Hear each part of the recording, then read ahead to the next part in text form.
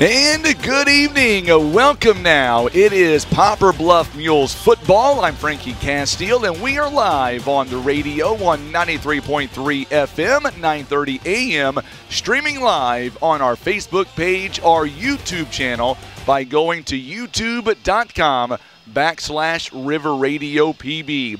It is homecoming night for the Poplar Bluff Mules, and we've got ourselves a huge program coming your way. Tonight, we've got homecoming festivities coming up here momentarily. Right now, though, what we're going to do, we're going to begin with the owner of Big Whiskeys in Poplar Bluff. I've got David Vernon live in the broadcast booth, and it's homecoming time, and welcome alongside. First and foremost, you guys do such a great job for the community.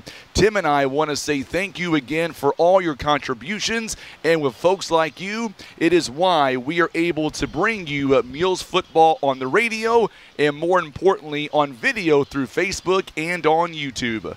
Yeah, thanks a lot, Frankie. We're excited to be here supporting the team. Let's talk about Big Whiskeys, and you guys have been in town now for quite a while, and it seems like you guys just keep growing and getting bigger every single time I look at you guys. Yeah, for sure. Our 2 years is actually coming up on October 20th, so not too long from now. 2 years, October the 20th, and, you know, I was telling you off the air, the cool thing is this is our second week now in 10 years being on the home side. So we don't get a chance to look at what happens toward the highway. But, man, I look out there, and you guys have so much going on. And last week I made a comment on the air. You guys have your own, like, tailgating experience going on right there in the back of the parking lot. Yeah, we have a beautiful view from our back patio. There's about 30 or 40 seats out there, and then we open people to come up and sit with lawn chairs. We have a few selective lawn chairs out there for people to sit at. We also do a DJ. And then we have after-game specials. Let me ask you, during the ball games and whatnot, I never get a chance to go and be in the restaurant, be outside. I'm always up here. What is the atmosphere like on game night, whether it's a home game or an away game? Oh, it's such good vibes in there. Yeah, we have so many TVs, and we're always live streaming the game. We have the sound up on it. We have a DJ out back whenever we have home games, so we usually have the sound on that for a little while, and then we'll switch over to your guys' sound during the game. And then, yeah, it's just really good vibes in there. Great food coming out really fast. All right, so I got to ask you, speaking of the food, I'm going to put you on the spot. Yeah. What is some of your favorite food at Big Whiskeys? My favorite food, man, I'm a big guy, so I like pastas. Okay. Our Cajun shrimp penne is really good. The Alfredo's good. I also like our steaks. We have really good steaks. But, man, we have something for everybody. We have over 100 menu items on our menu. And we really have something for everybody. It's a great sight, isn't it, right there on your camera screen? That's a great shot there Tim's got of Big Whiskeys there, and it's amazing what you guys have going on. So when people go in, and I want people to know that this is not just for the home games. You guys stream them during the away games, too. Oh, yeah. Yeah, we always stream away games, too. So what you're saying is when Tim makes a mistake, everybody knows at Big Whiskeys whose fault it is, right? Everybody knows. Everybody knows it's all Tim's fault. So it's homecoming night, and obviously it's a big night here. It's going to be a big night there as well. I want to talk about some other big deals you guys have going on. You guys have, I dare say, daily specials and even a night where kids may be able to eat for a better price. Yeah, so on Tuesday nights we do Kids Eat Free. It's one of my favorite nights of the week. I always take my kids in there to eat every Tuesday. So if you ever come in on Tuesday, you'll see me and my kids in there. But yeah, Kids Eat Free on Tuesdays. We do also other specials. I've got a C word for you that most people may not realize. You ready for it? Yeah. Catering. Oh, yeah. Yeah, we do lots of catering. We are doing a catering here pretty soon for 400 for Neelyville High School. Oh, wow. Yeah, and we'll deliver that to them. We love delivering to local schools and schools around the area. So if anybody needs any catering, yeah, hit us up. Speaking of schools around the area, what I like about you and your staff is you guys always are giving back to the schools. Tell me why that is. Yeah, we love schools. I mean, you know, all three of us owners, our wives are teachers, so we're in the school system with them, and you know, we always try to take care of our kids. So tell me tonight, in your mind, what does it have to do? What has to happen for the Mules here to get that big win tonight? By the way, that was Bryce Dobbs' dad. Let me know he's going to have a new number tonight, just in case we're wondering.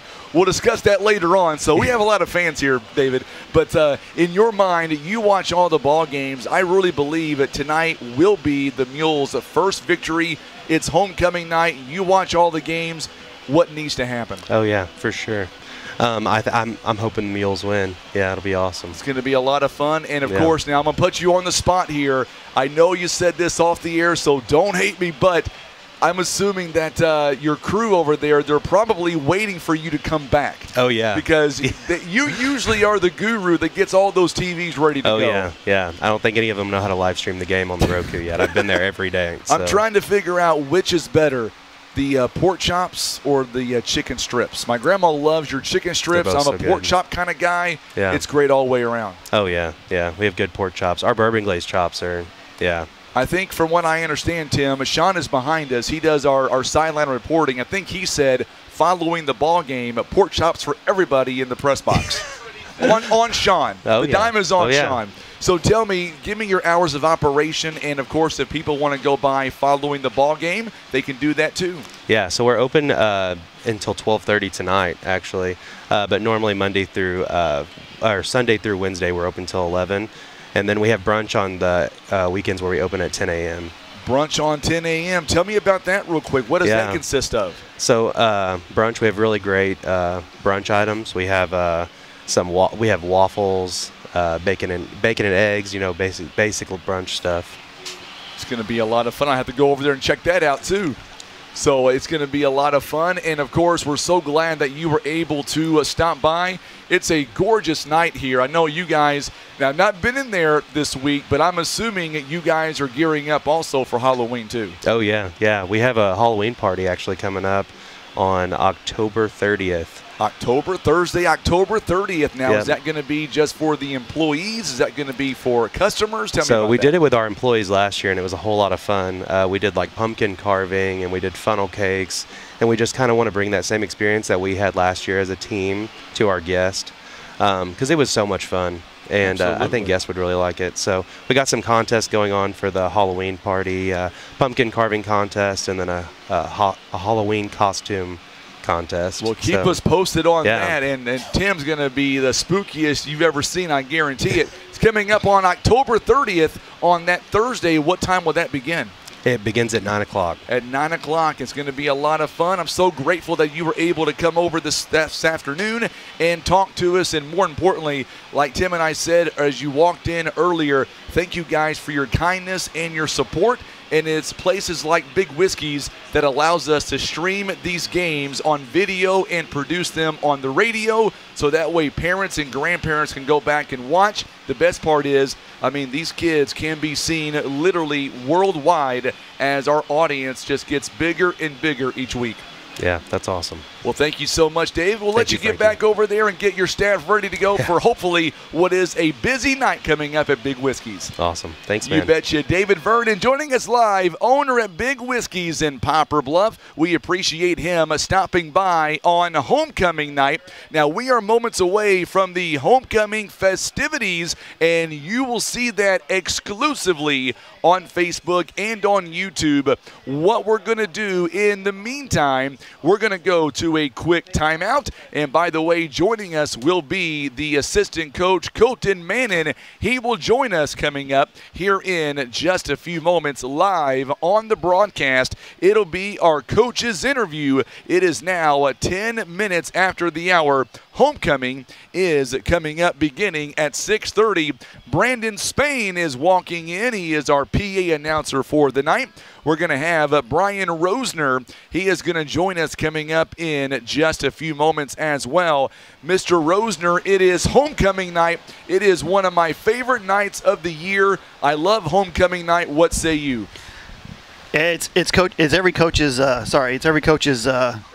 dreariness, because all the extra activities going on. They're really the game is kind of like afterthought almost for the kids. It's been a really bouncing around the walls kind of week, and so it's hard to focus the guys for a football game. So coaches and they always worry about homecoming, but the Mules have always had a pretty good record and homecoming. You know, scheduling has something to do with that, maybe. But maybe. But yeah, it's always a fun night. You always get a big crowd, and everybody's excited. You get some classes reunions come back, and of course we had our Poplar Bluff Sports Hall of Fame banquet last night. So hopefully the honorees will be here tonight and we'll have them out at the halftime to be honored again. Yeah, absolutely. Yeah. And you know, by the way, I was told that Sikeston is going to be interesting because Sikeston may not have a running back here tonight, your traditional style running back. So tonight could be full of all kinds of surprises. Yeah, right now they're going through offensive warm-ups, and Kenneth Holcomb, their junior,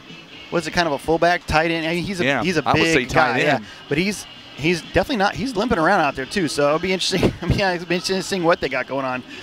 You know, usually their guy is their quarterback runs a lot too. So you know, they got a lot of options back there. You know, in their offense that you got to keep an eye on. So yeah, it'll be interesting. It's always good to see what they go through in warm-ups, but you know, until they snap that first live play, you never know what's they're throwing at you. They might be holding a guy just out of warm-ups just to see, keep them fresh. It's going to be an amazing night here. The sun is going down, and we are 47 minutes away from the kickoff. So what we're going to do right now, Brian, we're going to invite Colton Mannon. He will join us. He is standing right now on the 40-yard line. We will get him up here next. By the way, coming up at halftime, Sanjay Varma will join us live exclusively. And we've got a really exciting announcement coming up at halftime. Brian, you and I talked about this off the air. I broke down. I told you what was going to happen. And I would say you would agree this one is going to be big. It's a big announcement, yeah. I'm not going to lie. It's a big announcement. And before you ask, the answer is no, Brian. I'm not eligible? You're not eligible. Okay. I'm sorry, but we'll tell you more about it coming up. Tim, you definitely cannot win, my friend. I don't have the luck to win it. But that's okay. Yeah, neither do I. It is a big announcement coming up at halftime. I can't wait. And it's hard for me to keep a secret sometimes. I'm surprised I'm able to do it tonight. Well, you told me, so I mean, I didn't keep a secret, I guess. You're right. You called me out on it. All right, don't go anywhere. Coming up, it is our coach's interview. Sean Mannon, by the way, he's got his task hard tonight. Not only will he bring you coach's interviews at halftime, I believe, Brian, the plan is for some of the Hall of Fame nominees to possibly be interviewed by Sean coming up sometime during pregame as well. Hopefully, I haven't seen anybody yet, but we're going to keep an eye out for them. We'll keep an eye out. So let's take a 3-minute break, Tim. We'll come back on the radio and on video. We will have our coach's interview 3 minutes from right now. You're watching and listening to Mules Football. This is the Stinson Press Mules Radio Network. Big Whiskey's isn't just another steakhouse. It's an American restaurant for the family. It's a place to celebrate wins and eat wings. A place to talk about accomplishments and share appetizers. A place where the whole family can find something they like. From burgers and tacos to salads and seafood or wings, wraps, and tenders. Good days, bad days, or big days. Big Whiskey is there for you. Big Whiskey's on Oak Grove Road in Poplar Bluff. At Baldwin Chevrolet, teamwork is what drives us forward. From sales to service, we go to bat for you. When it comes to prices and experience, we kick the competition to the curb. From shooting your shots to scoring touchdowns, Baldwin Chevy Cadillac's the place to be. Proudly supporting Poplar Bluff and our community for over 45 years. Go Mules! Oh.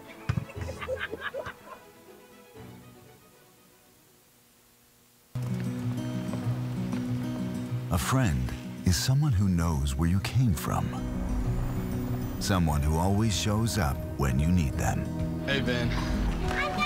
Someone who's there for the good times and the challenging ones. With comprehensive insurance policies backed by award-winning customer service, Shelter Insurance is committed to being there when you need us most. See Shelter Agent Kent Cawthon in Poplar Bluff for a free insurance review. Welcome to Ozark Total Healthcare. Here we understand that every family's healthcare needs are unique. Whether you're looking for primary care, behavioral health, physical therapy, or hospice care, our compassionate team is here to support you in every stage of life. Plus, our comprehensive pharmacy and medical equipment service means you can find everything you need right under one roof. Remember, at Ozark Total Healthcare, it's one call, one team, one solution. Visit ozarktotalhealthcare.com or call 573-686-5510 to learn more. Maverick Glass offers repair of automotive, commercial, and residential glass, including mobile repair services. From a chipped windshield to a custom glass shower, remember Maverick Glass. Thank you for making Maverick Glass the area's leading glass company for more than 30 years. Imagine playing sports, reading, or driving without needing contact lenses or glasses. The eye LASIK procedure at Eye Care Specialists could be the answer to help you improve your vision. Call Eye Care Specialists to schedule a free screening. Looking for compassionate professional care in Poplar Bluff? Come to the Manor, Skilled Nursing and Rehab. Our 90-bed Medicare and Medicaid certified facility offers 24-hour care, therapy services, transportation to doctor's visits, a full-service beauty shop, and also a special memory care unit. Residents enjoy a home-like environment with Wi-Fi cable and engaging activities. Weekend admissions are welcome. Call 573-686-1147 or drop by anytime for a tour. The Manor, where comfort, care, and independence come together. We're back live on the pregame show with head coach Jeff Mannon, presented by Heartland Express and Poplar Bluff, your go-to spot for fresh meals, handcrafted juices, and locally made ice cream. Whether you're fueling up for game day or winding down after, Heartland Express is open 24/7 to serve up hometown flavor with a smile. Joining us right now is assistant coach Colton Mannon. And coach, it is homecoming week for the Mules. We are at home, and I gotta ask you, when it comes to homecoming week, is this a fun week or is this a distraction week for the team? For the most part, it's been a fun week. Nothing's really bothered us about homecoming and all that. I think the school's done a great job separating that from football practice and the team and all that. So it's always a fun week during the school day, and obviously today we had the assembly and everybody's pumped up. It's a fun day. I want to go back to it last week for just a minute because we're not going to see teams like we saw last week. Every week Jackson is just a different beast of their own. There was a few highlights for the Mules last week. My most important question to you, what did the team take away from last week's game against Jackson? They rallied around each other. You know, they know that they're not going to see teams like Valley View, Jackson, Chaminade, teams like that. So they're all influenced that they can win this football game. Not that they were ever out of it in any sort like that, but I think they're certain that they have a really good shot to beat Sikeston. I want to look ahead to tonight as Sikeston comes into town. They are a one-win football team. What's been the mindset this week at practice as you guys get ready for the Bulldogs?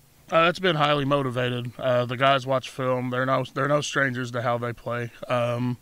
This is a team that, like I said, I think they're really convinced that they have a chance to win, and they should. They should go out like that every week, but, you know, it's great to start now. I think this is a week that'll start something special. Looking at their roster, coach, looking at their QB, we're talking about Pierce Baker. He is a junior. He knows how to conduct himself on the football field. Primarily, Sikeston, are they going to be a run football team, or do you got to watch them for the pass and the run? They mix it up pretty well. Our defense definitely found some tendencies, but it was almost 50-50, so I'm excited to see what they do. Let's talk about the Mules offensive line, and what players here tonight do you want to see step up and make some good plays here against Sikeston? We've been hit with the injury bug for sure, but we've got guys that are stepping up. For kind of the highlight, Andre Aguilar, defensive lineman. You know, he's always kind of rotated in, but he's never gotten most of the reps. He kind of put his foot down on us, said, hey, I'm going to play right guard tonight. And, we're kind of rolling with it. So we're going to scoot Hank Deacon out. We're going to let him get the start at tackle, and we're going to get a surprise visit for Bryce Dobbs. He wanted to play right tackle this week, and that we took that and ran with it, and he's had a really impressive week. I think him and Deacon are going to rotate that tackle spot. You know, you and I were talking off the air that it seems like, you know, this week maybe more so than any other week, our defense and the offensive line, they seem to be pretty excited about this matchup here tonight. Yeah, they're a confident group. Coach Casey LeGrand, Coach James Lee, and I, we've put a lot of emphasis on basics this week. Coach Mannins came down, put a big emphasis on the basics, but yeah, they're an excited group. I think they've seen the film, the size of the guys. I think they're confident. You know, one of the biggest things that we have had to face all year long, Coach, is getting the offense out there in rhythm. So tonight, how important will it be for your team to get that rhythm often and early here tonight? It'd be nice to get something figured out off the rip. Like I've always said, you know, we've been working on killing the drive killers and the 3 and outs. You know, we're getting on point with everything. Offense looked pretty fluent this week, so I'm confident. My last question for tonight, with it being homecoming night, let me ask you this. In your mind, obviously, what's it going to take to beat Sikeston and get this team their first win of 2025? Man, it's going to take effort. And like I said, it's been a pretty physical, pretty good week of practice. I think that's going to translate to the field this week. And I'm a firm believer it's all going to come together. All right, Coach, thank you so much for the time. Best of luck to you. Go get them. We'll see you guys afterwards. Oh, yeah, it's going to be fun. Joining us live in the booth here, Assistant Coach Colton Mannon. Coming up, we've got your starting lineups. We've got your keys to victory, and kickoff is coming up at the top of the hour. It is homecoming night. It is the Mules and the Bulldogs. We are live in Poplar Bluff. This is the Stinson Press Mules Radio Network.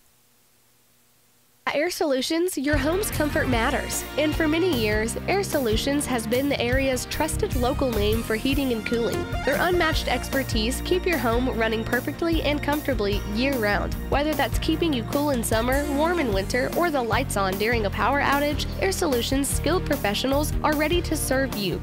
And they always respect your time and hard-earned money. For reliable and honest service, trust Air Solutions in Poplar Bluff, 573-840-0844. We know what drives a champion. It's not just strength.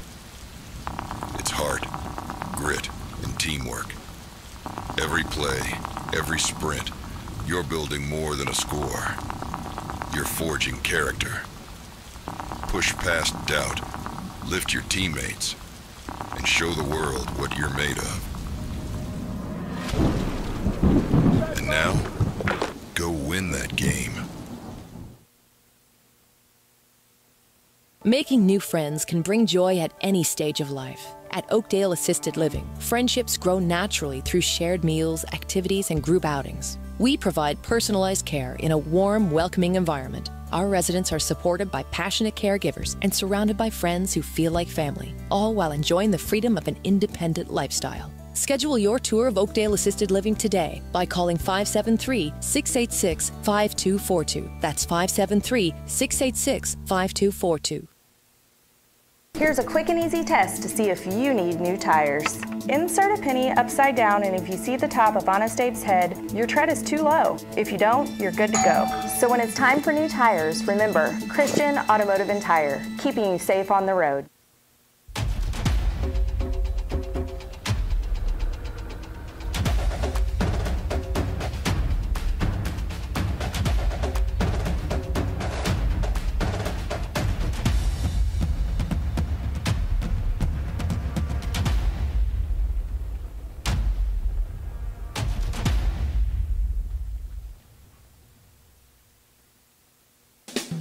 Every town needs a shop like Kevin's Auto Repair and Tire. Honest, reliable, and right around the corner. Kevin and Dora treat every customer like family, offering AC service, alignment, suspension work, brakes, tractor tires, and more. Need a tow? They'll come get you. At Kevin's Auto Repair and Tire, they take care of the community with fair prices and solid repairs. Call 573-840-5053 today. Kevin's Auto Repair and Tire on Cravens Road in Poplar Bluff.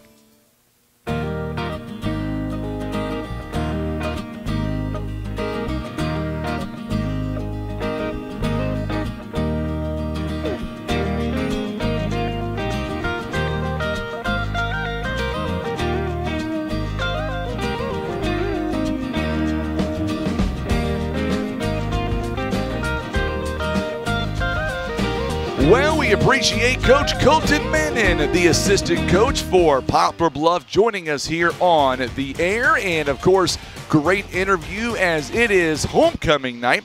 We want to say a big thank you to everybody tuning in here tonight.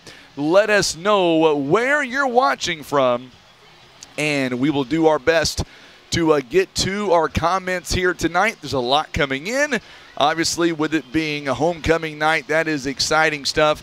And, of course, we are moments away. We are roughly 3 minutes away from homecoming court, and we will bring that to you live exclusively on KWOC. And by the way, coming up tonight also, we've got our Mules Trivia. And coming up in the first half, we'll give you a trivia question that Brian Rosner came up with, and then we'll do it again in the second half as well. Tonight, Brian, I believe that it is, what do you call this, homecoming edition. Yeah, homecoming edition. Made some deep dives into what happened in homecoming games. You know, I'll tell you what, last week on the fly, you were able to come up with a question, and we did a bonus round. And who knows, I mean, you did give me a couple of extra ones to choose from. So we'll see, depending on how the game goes, we might even do the same again tonight. You never know. Well, I didn't know which way you wanted to go. You want to go with who we're playing, or it was homecoming? I mean, there's a lot of options there. There was a lot of options. So I got to tell you, I know Brandy Morey is tuning in tonight. Also, Bailey Valenzuela tuning in. You ready for this, Tim? She is tuning in from Hawaii here tonight. Nice. And that's because Addie Valenzuela is on homecoming court tonight. So thank you so much, Miss Bailey, for tuning in. We are moments away from bringing you the festivities from homecoming night. And I tell you what, Brian, you and I were talking about this, and I know you like our old spot on the other side. I love our new home right here. Tim and I have been doing this a long time, and every time we get to homecoming night, we get to senior night, Tim, bless his heart, he's got to be over here at 3 o'clock to get everything set up well in advance. And there's so much space between the away side and the home side, you just never know if it's going to work or not. So yeah, it's a lot better for the audience. Yeah, for the audience, it is a lot better to be on this side, and we are so grateful to our school district, to Aaron Corman, Dr. Aaron Corman, that is, the superintendent of Poplar Bluff R1 schools. And, of course, we also are very thankful to the athletic director, Joe Brown, and the assistant AD, Jacob Nicholson, for allowing us this opportunity to be here tonight and to be here on the home side. You'll be able to see all of this in high definition. I know right now they are live streaming the event at Big Whiskey's in a lot of places in Poplar Bluff. So thank you again. I know Cecilia Meyer is heading this way.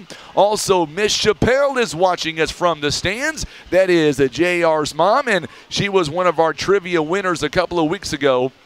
She came in today to get her certificate. And I wasn't there, Brian. I was doing some errands. I always like talking to her. She's a great lady, and I hope that she enjoys homecoming night with J.R. Lathan, who is in the starting lineup tonight as a senior. And I believe, nope, nothing yet. We are waiting for Mr. Spain to open that mic. I believe, according to the time, we are less than maybe 30 seconds away. There he goes. Here we go. So enjoy homecoming night here in 2025. Here is Brandon Spain. To recognize our homecoming court. Would you please welcome the retiring 2024 Fall Homecoming Queen and her escort. Retiring as the homecoming queen is Miss Ashton Mays, escorted by Chase O'Neill. Ashton is the daughter of Brian and Betsy Mays. She is currently studying life sciences at Three Rivers College and will be transferring to Logan University after this year to get her Doctor of Chiropractic degree. Her advice for this year's seniors is everyone has the same 24 hours in a day.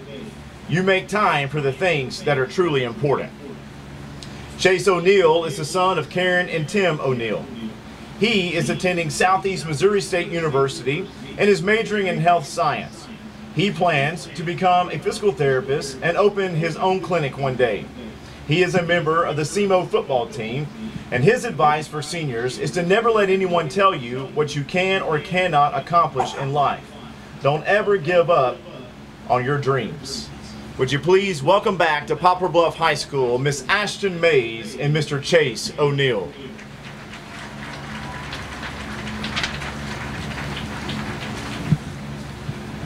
And now for this year's homecoming court. Up first, we have Miss Wren Cottrell, who is escorted by Henry Deacon. Wren is the daughter of Lee and Robin Cottrell. When asked which teacher made the most positive impact on her life, Wren couldn't choose one person, so she picked two, Coach Vincent and Coach Lewis. They have both guided her through exciting and hard situations. She says that she wouldn't have made it without them. They constantly encourage her to do her best and to always strive for more. And she is truly blessed to have had two coaches who care so much about their athletes and students. In 10 years, Wren sees herself married with kids, working a job that she loves. Henry is the son of Teresa Stephan and Gregory Deacon. His biggest role models are his parents because they have been through everything with him. A piece of advice that he would give to freshmen is don't get behind on your work. His favorite high school memory and tradition are the homecoming assemblies and the block party.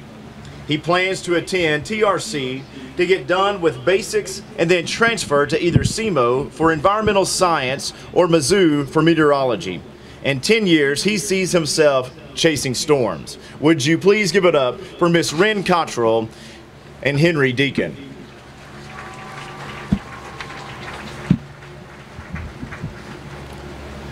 Up next is Eliana Wiseman, who is escorted by Patrick Slack. Eliana is the daughter of Kimberly and Gregory Wiseman.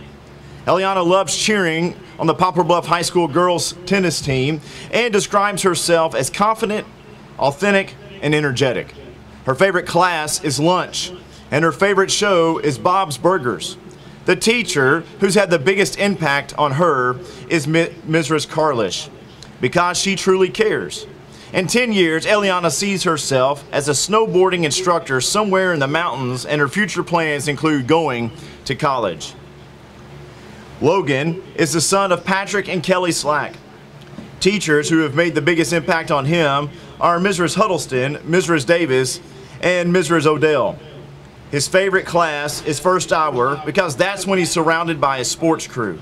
In 10 years, Logan sees himself on a track somewhere, and as for the future plans, he jokes that he might just drop out and work at Subway for life. Would you please give it up for Eliana Wiseman and Mr. Patrick Slack.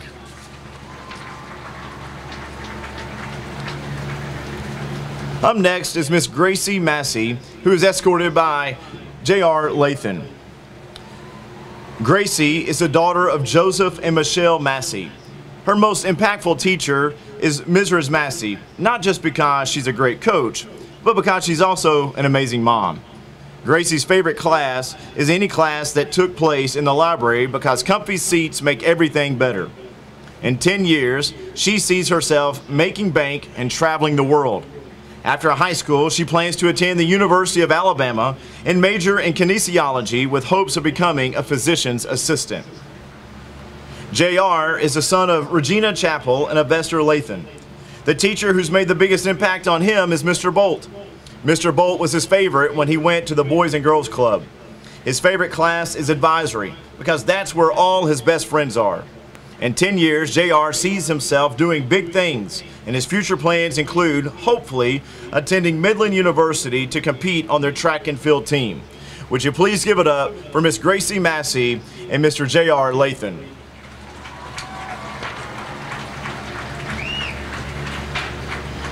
Up next is Ryan Waddell, who is escorted by Alex Larkins. Ryan is daughter of Delana and Jason Waddell. Throughout high school, Ryan has been involved in many activities.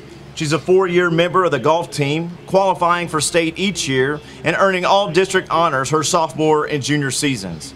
She's also served as a class officer, competed in swim, joined FBLA, and was a member of student council. After graduation, she plans to attend Arkansas State University to earn a bachelor's degree in nursing. Alexander is the son of Bob and Jennifer Larkins. His future plans are currently unknown, but he recently had his eyes on college sports. Though he's had plenty of great teachers throughout the years, the ones who have made the biggest impact on him in his life would be Miss Glick, who teaches his favorite subject too, which is history. In 10 years, he sees himself, hopefully, not living on the streets. Would you please give it up for Ryan Waddell and Mr. Alex Larkins.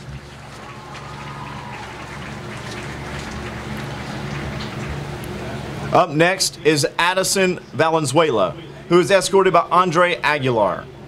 Addison is the daughter of Megan Valenzuela and stepdad Chris Lux. The teacher that has made the biggest impact on her is Coach Dugas, because she taught her two important things: confidence on and off the court and how to be a leader. She is a good person inside and out and wants you to be the best that you can be. After high school, Addison plans to go to college and study sports medicine and then find a good job in that field. Her advice to freshmen would be to be yourself and be your own person. You don't need to be like everyone else to fit in. Andre is the son of Christina and Steve Aguilar. The teacher that has made the biggest impact on him is Coach Manning, because he teaches his athletes how to become a man, to face their fears, to not give up, and to push yourself to your limits. Coach Manning is always someone that he can talk to about anything. His favorite class is advisory because Mrs. Michael always makes it fun. He plans to go to college playing football and learning how to become a dentist. Would you please give it up for Miss Addison Valenzuela and Mr. Andre Aguilar. Who's your pick? Ren or Addison? Or are you going to pick one? It sounds like Emily Wiseman's funny. She said Bob's Burgers. I'm going Emily Wiseman. I don't even know her. So we're waiting for the winner now. Drum roll, please, Brian. You ready for it? Well, folks, it is that time. Here we go. I have been given the sealed envelope. And as I open it, I would like to introduce to you the 2025 Homecoming Queen, Wren Cottrell, who is escorted by Henry Deacon. Wren Cottrell is the winner tonight on Homecoming Court. Congratulations to Wren Cottrell. I know Sean Manning, he is down there going to get a few pictures of the winner. We will get that posted ASAP to our social media page. It is awesome, Brian, to see all the homecoming nominees, and it's a lot of fun when they crown a new queen. Miss Wren Cottrell is the winner tonight of Homecoming Court, escorted by Henry Deacon here this evening. Yeah, it's always fun to see if the player who escorts the eventual queen ends up having a good game. So it's nice to see an offensive lineman get some love there, no right? doubt, absolutely. You don't see that too often sometimes. So congratulations to Wren Cottrell, and of course she is our new homecoming queen for 2025. And they all get the best seats in the house over there with those velvet thing. Yeah, they've got the seats on the far side right in of front the of the track. Mule Barn. Yep. Right now, the Mule Barn is back on the other side, so we'll be able to show them tonight, Tim. You'll be able to get our Show Me Marching Band. They're sharply dressed. They are sharply dressed tonight. We'll have the student section as well, and we are going to have I believe it's going to be a great night for high school football. And, you know, I always do this every week, week in and week out, Brian, but I'll do it again tonight, so bear with me. I just want to say thank you again for coming up with our depth charts and coming up with our trivia questions. It has been a lot of fun to add you into our broadcast here this season. It has been a lot of fun. It's been fun, yeah. Well, I'm saying it like it's already over. We still got a long way to go. It's already week 6, man. We only have a couple more weeks to go. I know. It's hard to believe that football season is. Well, it doesn't feel like football season. It's a little warm, for football, for a homecoming especially. I mean, they've got to be really hot tonight, walking around all formal and everything. And it's going to be. It definitely feels weird being at homecoming already, but here we are. And I believe that, thank you, Sean, we are going to be interviewing, it looks like Tim will be interviewing the homecoming queen coming up at halftime. I know Sean is down there posting the story right now as we get ready to bring you an exciting night of high school football. We've got starting lineups. We've got keys to victory coming up. Let's get back down to football now. It is week 6 in high school football, and we've got a lot of games going on here tonight that we want to talk about. Before we go anywhere else, breaking news coming into our sports world. Tim did not hear about this yet. Maybe you have, maybe you haven't. Tomorrow, the Cubbies are in the divisional round, my friend. That is a nice thought right there, Brian. Am I right? It's a thought. It's crickets. He's like crickets, he says. I did wear my Cubs shirt to the ball game today, by the way. The Cubs and the Brewers, I don't know who to root for there. I think the Brewers may have our number, but I'm still going to root for the Cubbies all the way. So some other big games that going on tonight. You've got Parkview on the road. They will take on Hayti. That should be a good matchup. Hayti coming in 2-3. Portageville is on the road, taking on the winless Green Wave of Malden. Malden comes in 0-5 this season.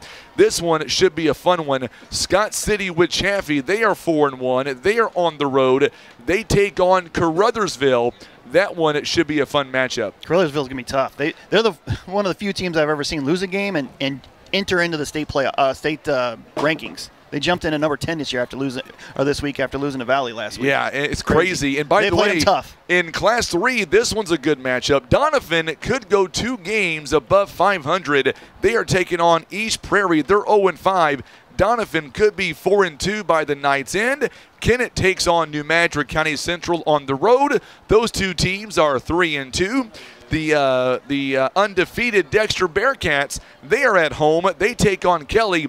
I like Bearcats by 2 touchdowns. Yeah, they're going to be tough. They're going to be tough to beat. In Class 4, Festus takes on North County. All roads in that class will go right through Festus. And then in our class, in our district, you've got Union taking on Farmington. I like Farmington in that matchup. Also, Fox takes on Northwest Cedar Hill. That's going to be a tough game. And besides our ball game, one of the games of the night, it appears to be Cape Central takes on Jackson. I like Jackson by 2 scores. The Jackson will roll that game. They're pretty unstoppable this year. So what you're saying is my 2 scores might be like 4 scores. I would take the over. Take the over for sure. Cape is so banged up. I don't know. That's a tough win for. I mean, Jackson's just kind of on a roll, and it's like one of those inevitable things. They're just going to roll through the conference this year. Yeah, they really are. Jackson is well on their way to another big conference win. Momentum is a big thing in this sport. It really is. Sean is with us now. He is right behind us. Nope, your mic is not on. You got to turn the mic on there. Sean. I asked him if the mic was on. He said it was, and of course we turn it on and it's not on. So go figure that. Sorry, I thought you had checked it. No, they gave it to me and they turned it off. So that's why I said make sure and turn it on. So I'm assuming that we're going to be able to interview the homecoming queen coming up at halftime. Yes. So I spoke with her. She's very excited. I got some pictures of it. Now wait a minute. When you say she's excited, that means she's nervous. Was she voluntold to be here? Voluntold. No, I asked her if she would like to do the interview. She said sure. She'll be joining us at halftime up here in the booth to talk about it. And I got some great pictures of the entire homecoming court, which you can find on our Facebook page right now, facebook.com/Today's Talk KWOC for anyone listening on the radio or watching on YouTube. Well, thank you for doing that, Sean. And tonight we're going to have a great matchup here. You're going to be on the sidelines. I tell you what, you've been watching both teams all week long. Tonight, I really believe the Mules will get their first win tonight, and I believe it could be by 10 or more points. Yeah, I think the Mules can definitely get off whatever's been haunting them these past few weeks, especially last week. You know, they got some good game tape. Coaches were able to look at, say, all right, here's what we got to work on. This is a real opportunity for us to get that first win of the season. You know, the team's going to come fired out. It's homecoming. That everyone's excited about that. They're going to come out ready to play tonight and hopefully pick up that first W. You didn't get a chance to hear me a minute ago because you were down on the field taking the pictures. Just in case tonight does not go our way, there is room to celebrate here. You know what I'm talking about, right? Cubbies keep playing. We're playing tomorrow, Sean. Sorry. All right, I'm heading back down the sidelines. I hope everyone has a fantastic game tonight. It's going to be a great game. We'll get with you here in just a few moments as the Mules come out onto the field. Sean Manning, he wears multiple hats, Brian. He was down there covering. It kind of reminds me of what you used to do by taking photographs and writing stories and getting things ready to go. Does that bring back memories? Oh, yeah, a lot of nightmares. I mean, a lot of nightmares, he says. Yeah, it was always tough to guess who was going to win and get their reaction shot. Usually I had to, get a tip-off from the Stuco teacher, so that helped. But yeah, always a lot of work down there, taking pictures, writing, all that stuff. Yeah, I do not miss it. Do not miss it at all. It's a lot easier. You just show up and I'm looking at the action shots that Sean got a minute ago. Great job, Sean. I'm not sure how he pulled all this off, but he not only had the winner, he was able to get action shots of everybody. I do want to take an opportunity real fast, and I want to say, I think, and if you agree with me, let me know, but I think that Coach Joe Brown, man, that guy, is doing such a great job for Poplar Bluff.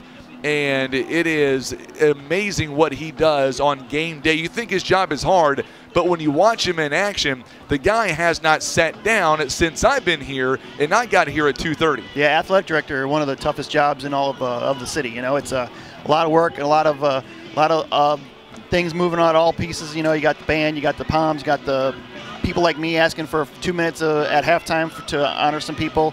You got all the people that get in here, the logistics of the parking. It's a lot of work, and the R1 School District does a great job for our fans. They really do. And by the way, people are messaging me right now on social media. They're in the video chat. We have not made that big announcement just yet. It's coming up at halftime. Yep. It is going to be one to tune in for.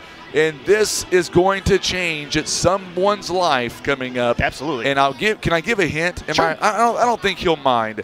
I will tell you, we are targeting the holidays. Oh yeah, it's a holiday. Because it's a few months away. It's coming soon. So just we're building. Bear with me. Trust me, you're not going to want to miss this. I think Tim knows what I'm talking about, and it's going to be a big. Yeah, he's like absolutely. So coming up, we're going to get to our Show Me Marching Band. We will have the national anthem coming your way. Coin toss is coming up. We've got the national anthem. We are running a little bit behind with our national anthem. We were supposed to begin at 6:45, our national anthem, but that has not taken place as of yet. Let's go down at field side, and Sean Manning, who was just up here a moment ago, he is on the track. Sean, what do you see down there, my man? I'm seeing a team and a coach and a fan base that's entirely ready to play. I was just talking with Coach Manning for a second. He was up there earlier. Asked him if the team's ready. He says the team could not be more ready for this game tonight. I'll be catching up with him at halftime, get his thoughts on how the game's been going, so be sure and stay tuned for that. And the team's getting ready to come out here in just a bit, but I know the entire crowd is ready. They got psyched up for homecoming. Now they're ready to see some football. Sean, you were up here a minute ago. Did you take my green drink from the broadcast booth? I don't see it no more up here. If I did, you can guarantee it, I did not take it very far. I would take it to the trash, because that's the only place where that stuff goes. I'll tell you what, Sean, remember, you're a great guy. All right, so we'll go back down to you. The Mules, are they lining up in Maximus yet? Not yet. They're still in the locker room. They should be out here real soon. I believe we're going to have our national anthem, so stand by, Sean. We're going to get to our Show Me Marching Band coming up in just a moment. We will have the ROTC. They'll be presenting the colors as well. We've also got your starting lineups as well as your keys to victory. By the way, when it comes to our starting lineups tonight, was it just as difficult as it was last week, Brian? No, we got to figure it out. We got to we got it ironed out. We're good to go now. Maybe for yourself, I believe it changed like 6 times. Yeah, maybe, but we're good now. So. All right, so let's go down field side. We have the playing of our national anthem tonight, courtesy of our Show Me Marching Band, and the colors will be presented by the Junior ROTC. Now entering the field is our JROTC color guard, led by Captain Rachel Baker, Captain Alyssa Duran, Command Sergeant Major Jackson Kennedy, First Sergeant Andrew Marin, First Lieutenant Michaela Osis Arvizo.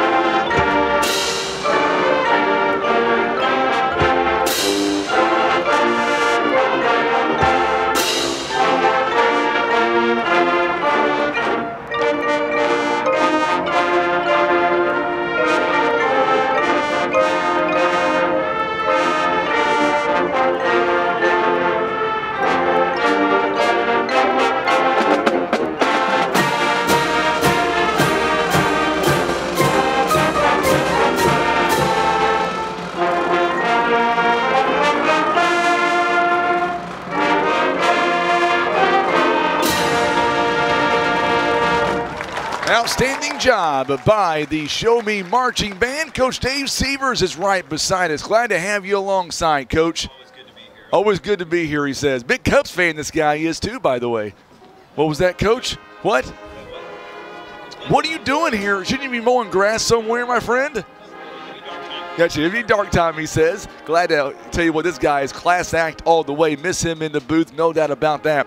I'll tell you what, Brian, the Show Me Marching Band, they just do an amazing job at game in and game out as we hear our fight song, our alma mater song. I'm not sure, did you graduate from Bluff? Me, no. I did. Good. Good. I did. All right. What year were you? 03. 03, that good. We've got some class reunions here tonight, too. Am I right on that? My wife, the class of 90s. No. It's the class not so class. The class 90s. with no class. Yeah, the class with no class, courtesy That's of right. Tom Hoover. Yeah, she's a 1990 grad, so yeah. So let's go ahead now and let's get to our starting lineups here tonight.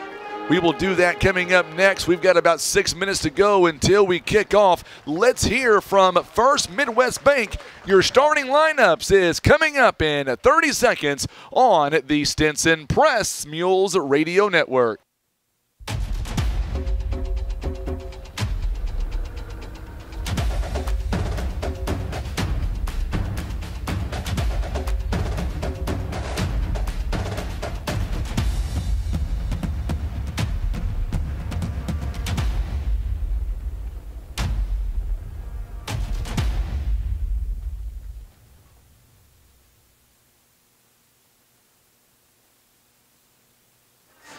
All right, let's get to our defensive starting lineup. With that being brought to you by First Midwest Bank, here is Dr. Brian Rosner. All right, the Mules defensive line starts at the tackle with Jonah Halliburton. He's a senior, 6'1", 220 pounds. Your nose guard is Andre Aguilar. He's number 55. He's a senior, 5'11", and 267. You saw him during the homecoming festivities, kind of slowly walking through there. He's battling some injuries, but he's in there back in the nose guard. On your other defensive end, you got Trevor Ruff. He's a sophomore, 6'2", 178 pounds.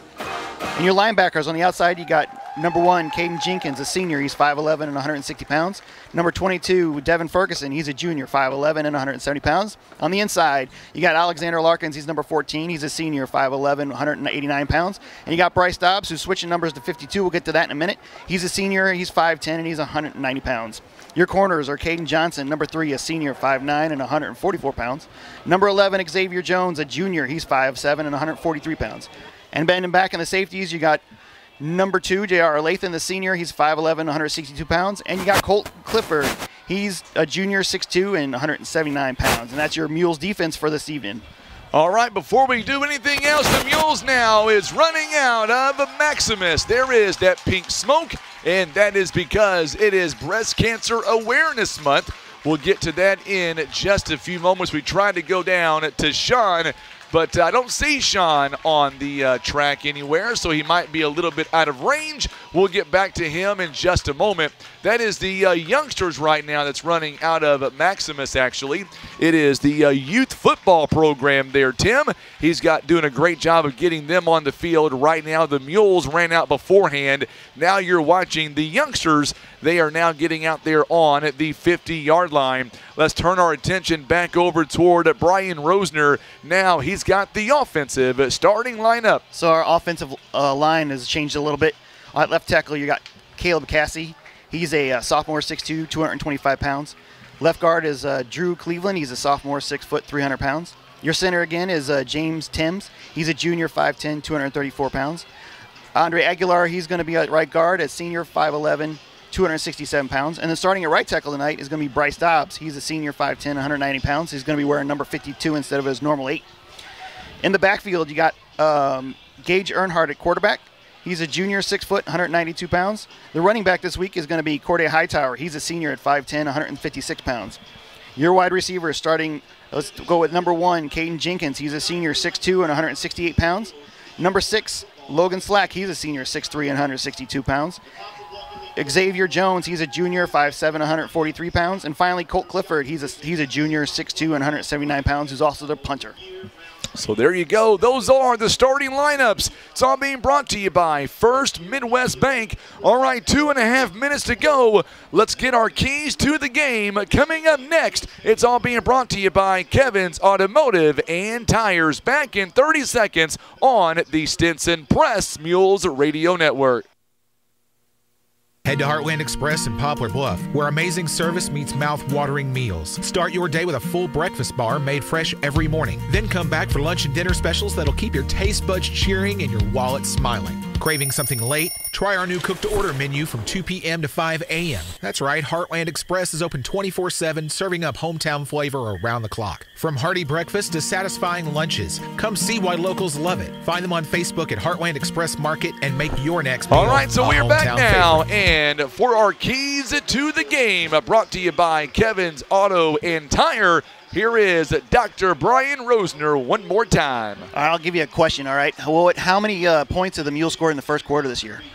In the first quarter this year? Anybody remember? I can look on my little handy-dandy cheat sheet and tell you real quick. I'll tell you, this is the key to the game right here, because they got to get off to a better start this year. Oh, it's under 7? Yeah, it's only 6. They've been outscored 63-6 this season in the first quarter. So getting off to a better start, especially in this game, is going to be important. The Mules, we need to see them score some points here in the first quarter, but definitely get out into a better start and see what they can do against this Sikeston team that's they're hungry for a win too. They're 1-4, and they've had some really tough games, but they've also shown some the ability to move the football. So who's got the better defense is going to be key tonight. Well, here is our captains here tonight for the Sikeston Bulldogs. Number 1, Keon Atkins, a 5'9 senior. Also number 8, Sam McGill, a 5'10 junior. Also out there is number 12 for the Bulldogs, Pierce Baker, a 5'11 junior, and number 50, I can't see the jersey there all the way, 50-something, 53 I believe it is, for the Bulldogs. Jonathan Norther, he is a 5'7 junior for the Mules. It is Caden Jenkins, number 1. He is a 5'11 senior. Also number 14, Alexander Larkins, a 5'11 senior. For the Poplar Bluff Mules, number 52, Bryce Dobbs. He is a senior for the Mules. And the coin went in the air. Andre Aguilar, number 55 for the Mules. Those are the captains here tonight. The Bulldogs have won the toss. No, the Mules have won the toss. And the Mules have elected to receive the ball first. There you go, Sean. He is on the sideline, and the Mules coming out strong. They want that ball right out of the gate. Yeah, they want to make a statement to really start this game, get that momentum on their side, go down, get 6, and say, hey, we're here to get this win tonight. Sikeston's one of the closest teams we're going to play this year, so you know that it's not an official rivalry, but it's still a smaller rivalry that they definitely want to pick up the win. This is a rivalry. Yeah, this is a rival game, no doubt about it. And by the way, we're going to have, I believe, we're going to have our student comments here right now.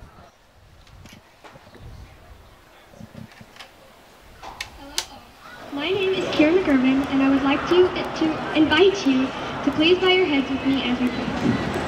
Dear Heavenly Father, we come before you tonight with thankful hearts as we gather for this homecoming game. We thank you for the gift of community and the opportunity to celebrate together.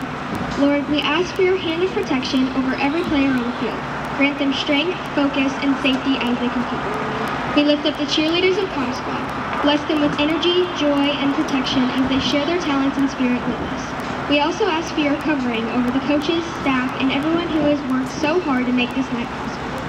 Finally, Lord, we pray for every person in the stands. May this evening be filled with unity, encouragement, and respect, reminding us that the true victory comes not only from the scoreboard, but from the love and community we share. In Jesus' holy name we pray, amen. Amen. So let's play football now as week 6 is about to embark on us. I'll tell you what, David Hadley hit the nail on the head, Brian. The Mules, we have had a brutal schedule so far. Sikeston, they are 1-4. They beat Crystal City. They did have a shootout with Caruthersville. And, of course, they did not fare so well last week against Farmington. I'll tell you what, I like our chances. We got to score more than 6 points, though, in this first quarter to get it done. I mean, it could be a low-scoring game. These two teams always kind of have wacky games, like 6-0, 14-13. Last year was crazy, right?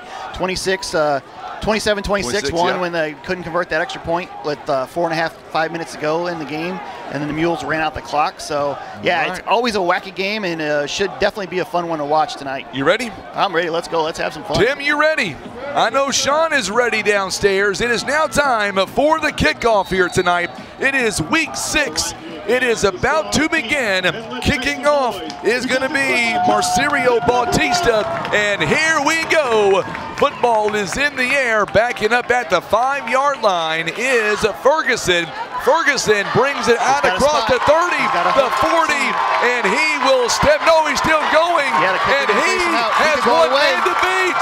He will be out of bounds inside the red zone, all the way down inside the 15-yard line. Watch the instant replay presented by Barker's Towing and Auto Repair. Oh, baby, that's how you get things started on a Friday night. That's how you do it right there. That was a great job. He found the seam and then took it. Kicker had a chance to get him out of bounds at midfield, but he kind of stumbled past him and stayed in bounds and was able to get to all the way down to the, looks like they marked him. Well, there's going to be a. Oh, there's going to mark, he stepped out of bounds, didn't he?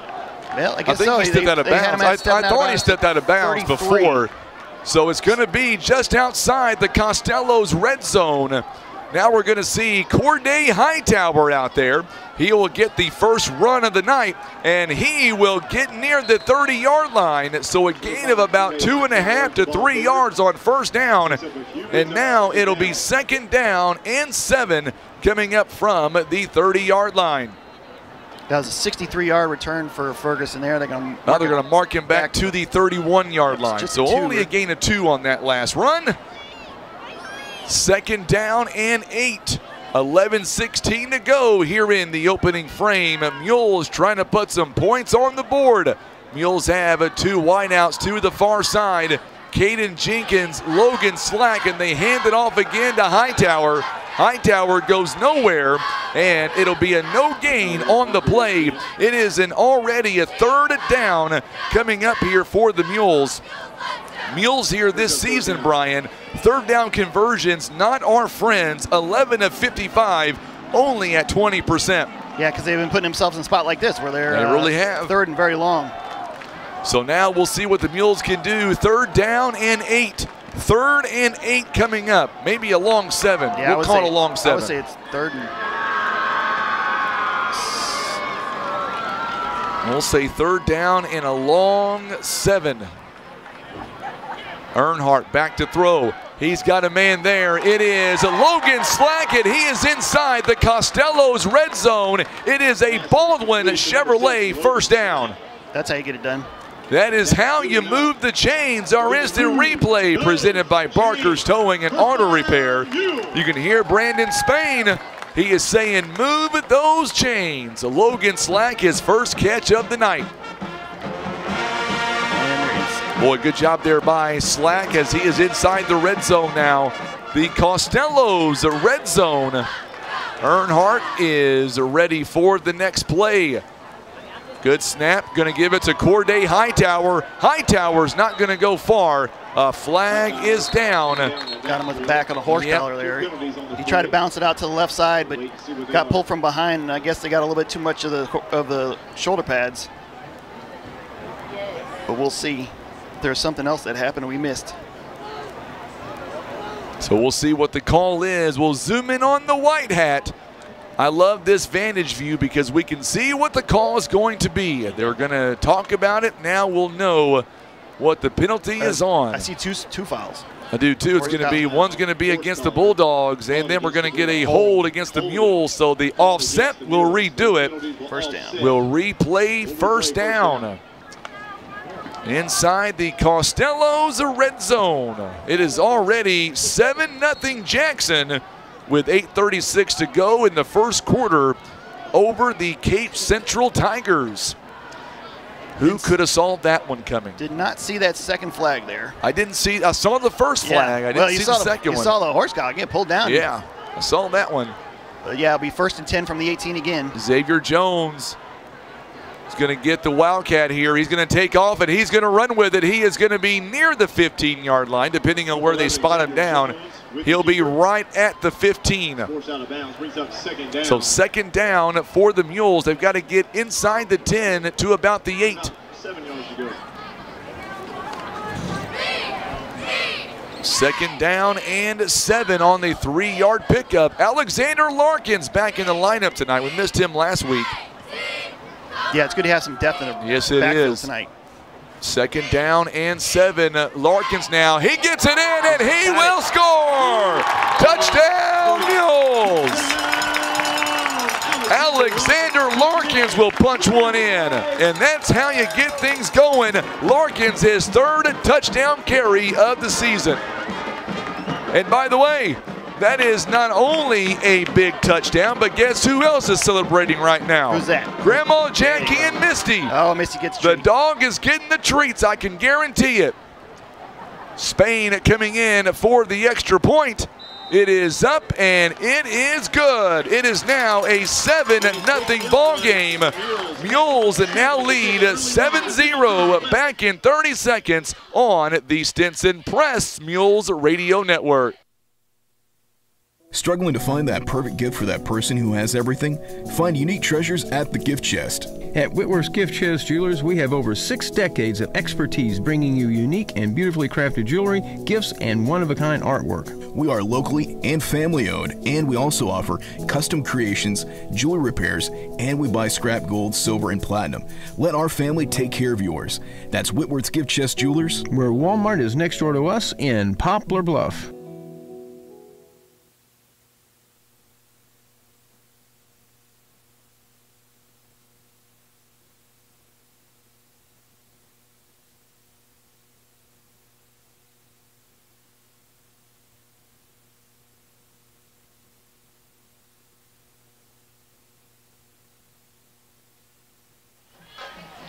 So that last drive for the Poplar Bluff Mules, it results in a touchdown. And that drive goes 6 plays, 33 yards. It took under 2 minutes, Brian. And the Mules have already scored more points this quarter than we have the entire season so far. That is not a great stat, but it is not, but it's true. Hey, it starts over today. All right, we've got our first trivia question coming up. Short kickoff. And this one may go out of bounds. Yep. It does. Not only was it it rolls out of bounds, so it'll be good field position for the Bulldogs. And we are getting a word right now. So following the horse collar, Sean is on the sideline right now. I want to go right down to Sean because we've got some information on Corday Hightower following that horse tackle collar. Sean, take it away. Yeah, after that horse collar tackle, Hightower came up favoring his leg. It was either his calf or his knee. He's being evaluated on the sideline right now. He's questionable to return. Thank you so much, Sean. So we'll watch that very carefully as Corday Hightower, and we will see exactly how that will impact the Mules here. Sikeston going to have good field position. They will have it 1st and 10 at the 43-yard line, it appears. Baker is a very well-tuned quarterback. They're going to hand the football off, and he's going to have a pretty good run inside Mules territory. Terrell Williams, the 6'1" senior, he is going to get to the 49 of the Poplar Bluff Mules. It is a 7-0 ball game with 9:54 to go in the first. We do have our first trivia question coming up tonight. For some reason, I am in the mood for some pizza, Brian. Oh, me too. I had a little bit. You know when you were giving some good pizza? Pizza in. Pizza in. Yeah. Yes, sir. Baker is back to throw, and he's got a man there. Xavier Jones and Cole Clifford are the man to bring him down. Christian Gibson makes the catch, the junior, and it'll be a Sikeston first down. Sikeston, they are coming in. They are giving up 39 points on defense, rather. Mules defense giving up 38 points. You can hear that band, that Show Me Marching Band. They're getting with it over there. There is a quarterback keeper, and he is going to get to the 39. Still going. Now they're going to mark him down at the 39-yard line. Bryce Dobbs making the tackle. Andre Aguilar also in on the stop is Trevor Ruff. I think everybody on the offensive line in the backfield was behind pushing on that one. That was a lot of, that was almost a rugby play. Now they put a man in motion. Baker to throw, and oh, what a hit that was! Holy smokes! J.R. Lathan, welcome back in the starting lineup, my friend. Watch the replay on that hit. Whoa! That was a catch by Terrell Williams. I'm not sure how in the world he held possession of that ball. Lathan put a hit on him. It is 3rd down and very short here. 3rd down and about 1. Baker going to take off with it, and he is going to get stopped. I don't think he's got the first down. Boy, great job by the Mules defense. Bryce Dobbs, Andre Aguilar, Caden Johnson. Nope, he is going to be short, Brian. 4th down and a short 1. Yeah, good stop on the Mules on the inside run there for the quarterback. Yeah, it's, where do they spot it? 32 and a half? 32 and a half, so it's yeah. It's 4th and inches. 4th down and inches. Here we go. The Mules defense trying to get off the field. Here it is. Baker again, and he'll be stopped again. Dobbs says not tonight. Cole Clifford in for the hit, and the Mules defense standing up strong. 1st and 10, Poplar Bluff. That's a big stop for the Mules. Big stop. 8:01 left in the first quarter, and they got the ball back. Let's do our first trivia question here tonight. What do you say, homecoming edition? In what year did Poplar Bluff first host a homecoming game, and who was the opponent? Was it in 1933 against Charleston, 1929 versus Sikeston? Was it 1926 against Charleston or 1934 against Jackson? Give us your answers right now on our video chat. Here comes Alexander Larkins. Good tackle there by the Bulldogs. Not going to get much. The stop on the play was Wesley Patterson, number 77 for the Bulldogs. Second down coming up on the 34-yard line. Make sure hit that share button for us here tonight. Let us know where you're watching from. We've got our trivia question posted right now on social media. Second down and 10, no gain on the play. Larkins again, no, Gage Earnhardt gonna keep it himself. He'll get a few yards out of it. He'll get out to near the 37-yard line. So maybe 3 yards on the play, gonna bring up a third down and 7.5 to 3rd and 8.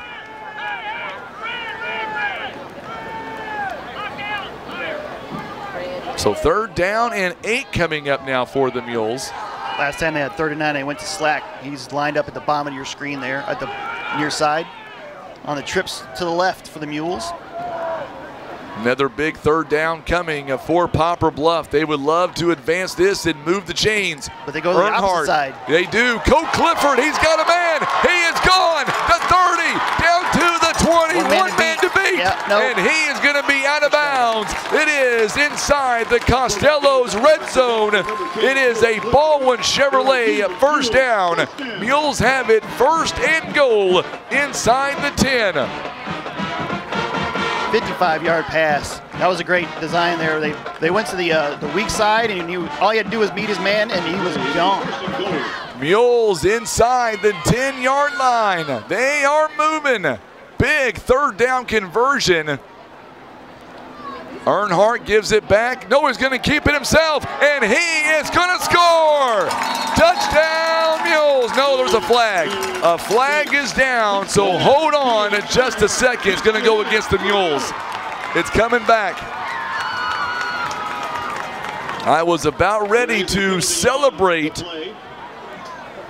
I don't believe it's going to stand. No, I don't think they're going to decline that one. It's against the Mules, am I right? Yeah, it's a hold. Yeah, hold. Yep, it's going to be against the Mules, so they'll take off 6 points. Boy, I tell you what, that was a great run, though, by Earnhardt. He read the defense beautifully there. It is a hold on the Mules, so we'll back it up a little bit, and we'll replay the down. Yeah, you got 1st and goal from the 19 now, so that puts you back. It does put you back a little bit. Let's go down to Sean Mannon on the track, and boy, the Mules, momentum-wise, they've got it going.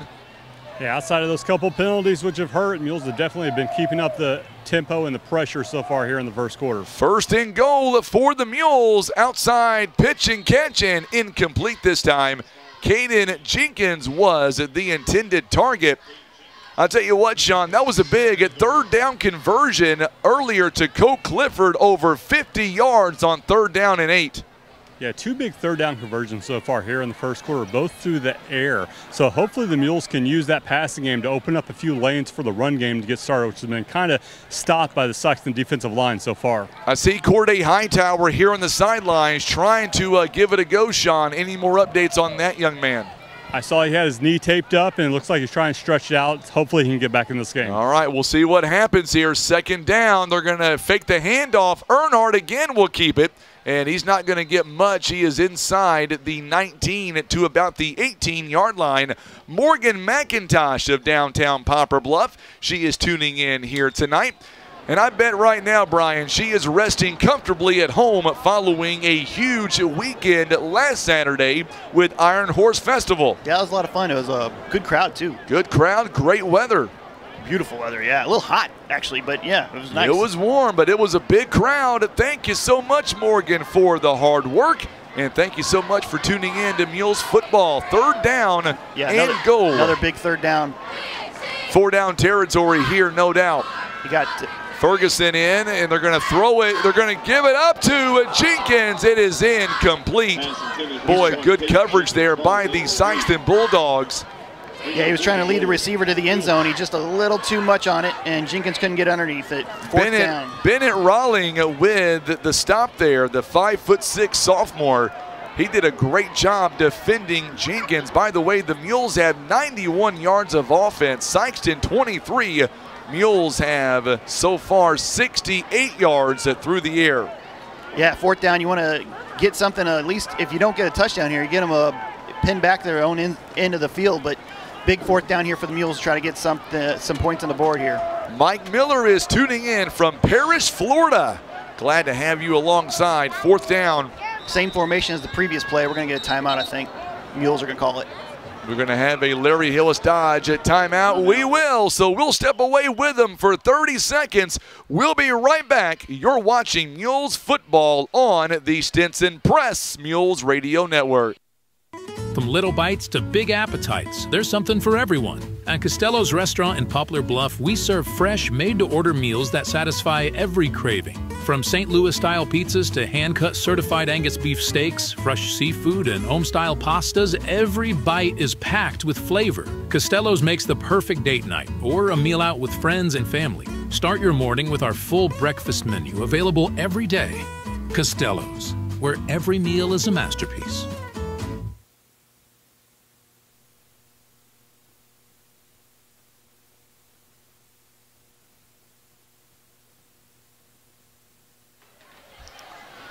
Well, Brian, you better get it right. You know who's watching right now, my friend? Is it my mom? No, it's a good friend of all of ours, Sheriff Mark Dobbs of Butler County. Yeah.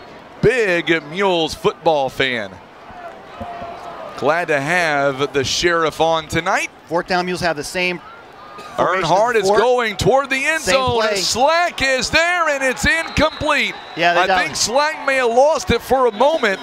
The defender had a hand on it too. That well-defended play, but yeah, this time they went to Slack in the back corner and was broken up. So turnover on down. Turnover on down. So Sikeston will have the ball.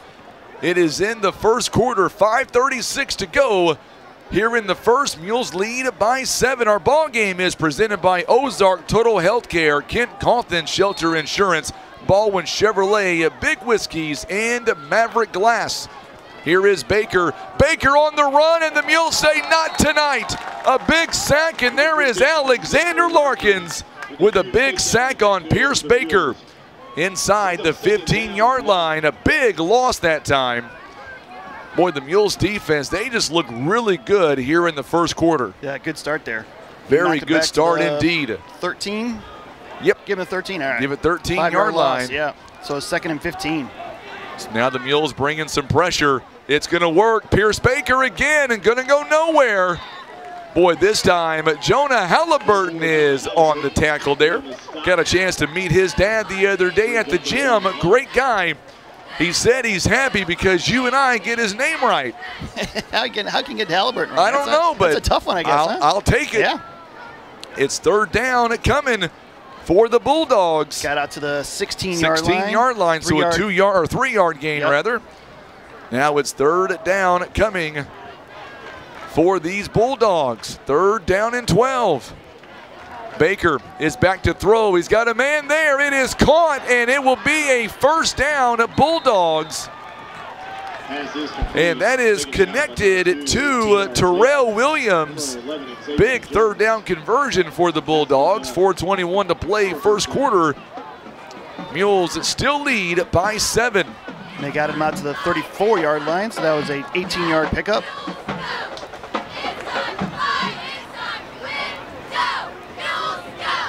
Is that a pitch out? I missed that. Looks like it was a pitch out. Yeah, let's see who got the, looks like Pierce Baker. He took it? Yeah, he took it.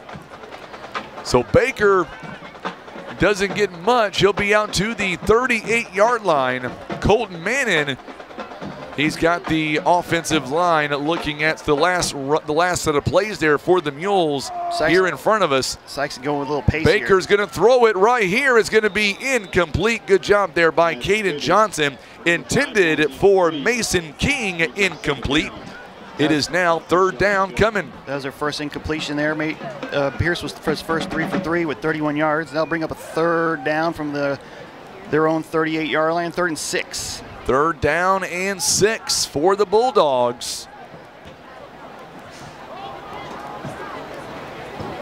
You got a man in motion going to the far side. Baker now looking that direction. He's got a man there. It is caught, and it is a 1st down for the Bulldogs. Will Lape, the 5'10 senior, inside Mules territory, down to the 46.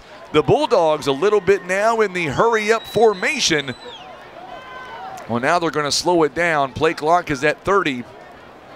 3:44 to go here in the first quarter. Mules lead 7-0.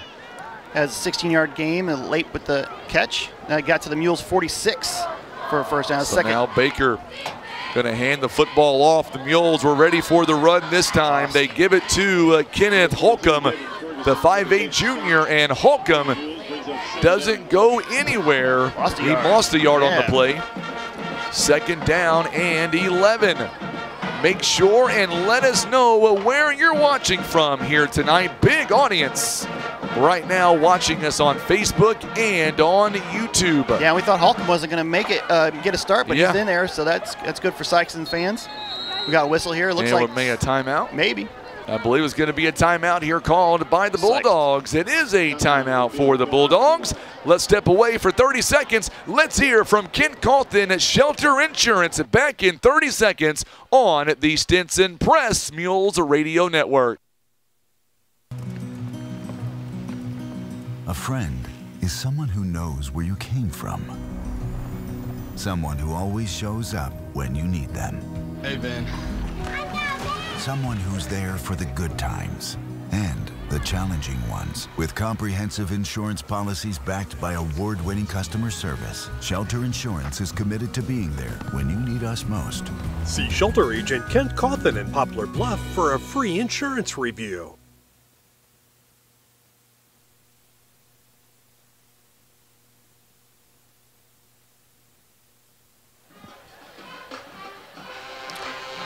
And we are back now, and I know that Brian's wife is probably listening in right now. My wife is watching right now and tuning in at the house.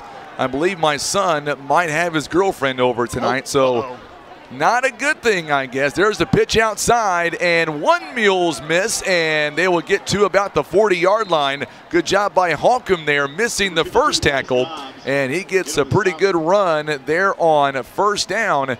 And now it'll be on the 40-yard line. So a nice pickup for the Bulldogs.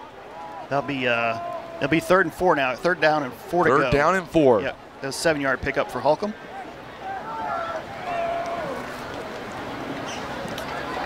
A big pickup there. Here is the pass, and there is a man. It's open, a 1st down.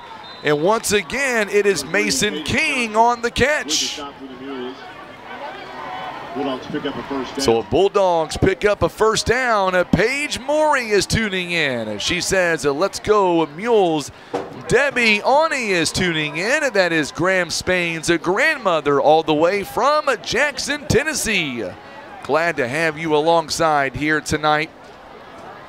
Sikeston just gets the ball just outside the Mules 34-yard line here for a new first set of downs. We've got just under 2 minutes left in the first quarter. Mules up 7-0. Here is a hand. No, it's going to be a fake handoff. Baker instead. He pulled it back at the last second inside the 30 to about the 29-yard line. I thought he might have a hard time to pull that back in, but he kept. But he did. Yeah, it was close. Somehow he was able to secure that. We appreciate you tuning in tonight, no matter where you're watching. Could be watching us on Facebook or YouTube. Baker now going outside. He makes the catch. And good job again by the Mules. Big hit again by J.R. Lathan making the catch. Once again, Terrell Williams. He has been all over the place so far in this first quarter. That's his 3rd catch. It is. 3rd and 1 now, though, just at the 25-yard line. It's a big 3rd down here. That's 4 down territory for sure. It really is. They got the Mules to jump, so never mind. Never mind. It's going to go against the Mules offsides, and that'll be another 1st down by the Sikeston Bulldogs. See, I told you my wife was tuning in right now. There you go. She says Tim can do better on the camera, though. Wow, Tim. You've lost support there, my friend. Usually it's poor Tim. No, she didn't say that, but it sounded good, though. No. Tim knows better. Yeah, he knows better, he says. There's a handoff again, and Holcomb is fighting for every yard. He is inside the red zone, and he will get down to the 17-yard line. So Kenneth Holcomb getting inside the red zone. Carla Zimmer is tuning in from Mountain Home, Arkansas. Tim Ash is watching from Jefferson City.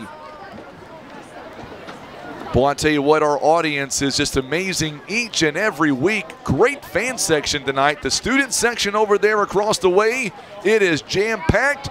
The Show Me Marching Band is jam-packed. We've got a big announcement coming up at halftime. Hint, hint. Baker to throw it, and he gets hit as he releases it, and it will be a score for the Sikeston Bulldogs. It is Keon Atkins with the touchdown. But more importantly, Pierce Baker, he got hit on the release, and he is slow to get off the sideline. It is a touchdown for the Bulldogs, and they are an extra point away from tying this ball game. Yeah, just hit a slant across the middle there, and he was open and had a lane all the way to the end zone on the right side and was able to get him before Mules could get it to him. Jay Strake is the holder. The kicker is Marcirio Bautista. It is on the way. It is up, and it is good. And we are tied at 7 apiece. We're back in 30 seconds. Tie ball game on the Stinson Press Mules Radio Network. Looking to make your home more comfortable, functional, and stylish? At Hefner Furniture and Appliance, we've got everything you need to create the perfect space. From cozy sofas and plush recliners to beautiful bedroom sets, dining furniture, and top brand mattresses that guarantee a great night's sleep. With easy financing options and free local delivery, Hefner makes it simple and affordable to bring comfort home. Visit our massive showroom in Poplar Bluff. You can also browse and shop anytime online at hefnerfurniture.com.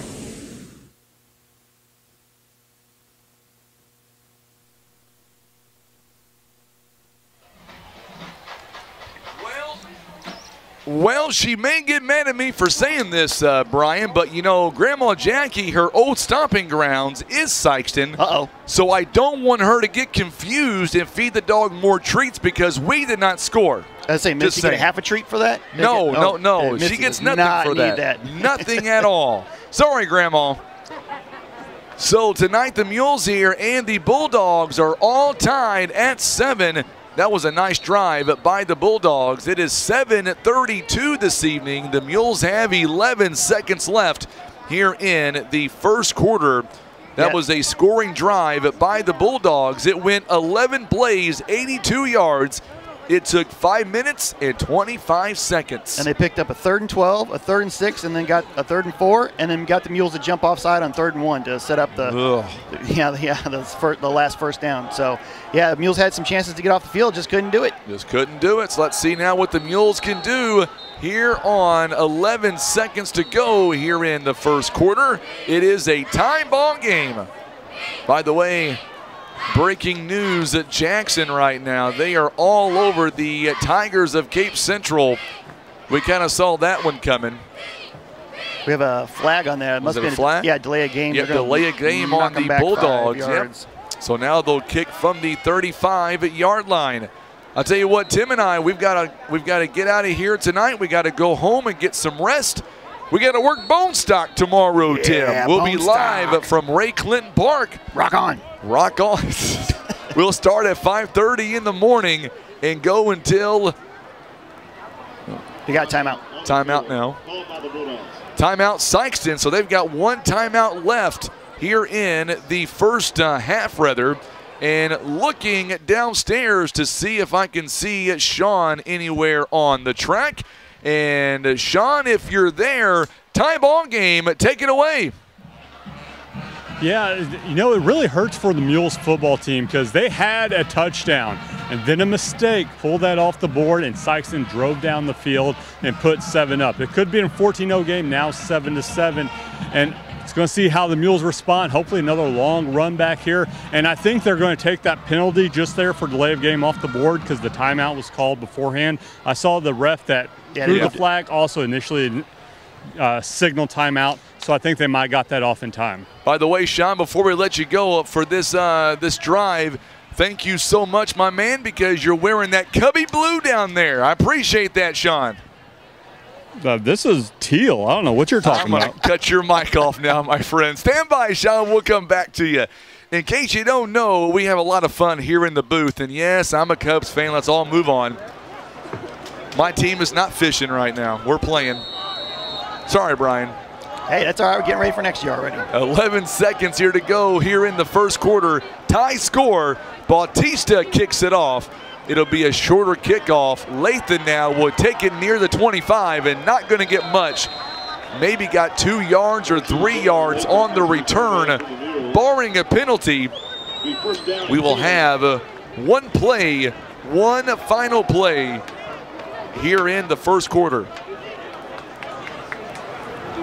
And the Mules will take over at the 30. Yep. So maybe a 5-yard gain maybe on that play.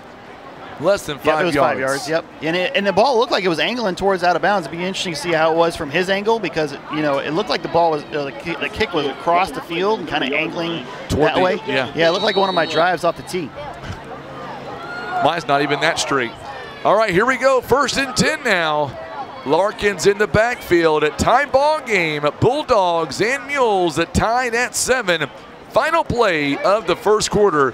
Here is a handoff to Larkins, and they get him around the neck area. And no flag. Mules won a flag, and they're not going to get one. I don't see one, Brian. No, he got him high, but it was just kind of he was a little taller. But yeah, they were on him in the backfield pretty quick, and that'll do it for the quarter. And that should be the end of the first quarter. We are tied at 7. It's 2nd down and about 15 coming up.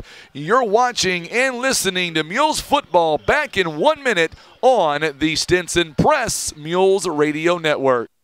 Insurance decisions shouldn't be a shot in the dark. With expert advice, personalized service, and a wide range of carriers, Ozark Legacy Insurance Partners should be your first choice. We're not just experienced agents, we're your partners. We offer a wide range of carriers for tailored coverage and better rates. So expect a handshake, a chat, and solutions that fit, like a well-tailored suit. For auto, home, business, life, health, and even Medicare, make Ozark Legacy Insurance Partners your first choice for insurance. It's our family protecting your family. Pizza Inn wants to know, what's your favorite slice? Is it our classic Supreme and all its warm, cheesy goodness? Or maybe it's the Meaty Max with its perfect combination of flavors and textures. And don't forget the fan favorite chocolate chip cookie dessert pizza, a mouth-watering masterpiece. Your Poplar Bluff Pizza Inn serves up all your favorites, so no matter what slice you crave, Pizza Inn will satisfy. Pizza Inn, where family and flavor meet. All right, so we are back with the second quarter. Sean, you got an update for us on Hightower. Take it away. Yeah, he's sitting on the trainer's bench right now, has been for the past few minutes with ice on his knee. I would still say it's questionable, but maybe closer to doubtful to returning. All right, thank you so much, Sean. That's a big blow there to the Mules. We'll see if Hightower is able to come back here. 2nd down and about 15. There's a lob pass, and it is in the air, complete right in front of us. The intended target, J.R. Lathan. Good coverage by Bennett Rawling of the Bulldogs. And it is now a 3rd down and 15 coming for the Mules. Looked like he had a beat on the pass. He just could not haul it in right before he got to the sideline and through the hands. And that's 4 straight incomplete passes now for the Mules. Yep, Gage Earnhardt now trying to get his Mules a little something here to keep this drive going. What do you have in the arsenal? 3rd down and 15. The Bulldogs dropping back a little bit. Earnhardt get a man to Jenkins. They get it to Jenkins, and he's going to go nowhere. He's going to get out to the 29, and that's going to be it. And this drive is going to stall. Boy, I tell you what, since the first possession, the Bulldogs, the momentum has swung their way, Brian, and they played pretty well. Yes, they have. They're definitely giving the Mules all they can handle right now. Rita Nesbitt tuning in tonight. Glad to have you alongside. Make sure and hit that share button for us. Also, our trivia question, we'll get that posted. Clifford, good kick this time. And it's going to take a Sikeston bounce. It's going to go right into about the 41-yard line, I believe. No return. Let's put that trivia question back on the screen. In what year did the Poplar Bluff Mules' first homecoming game? When was it, and who was the opponent? Was it in 1933, 1929, 1926, or 1934?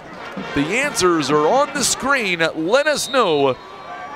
And we'll pick a winner coming up at halftime. A jammed, packed halftime coming your way.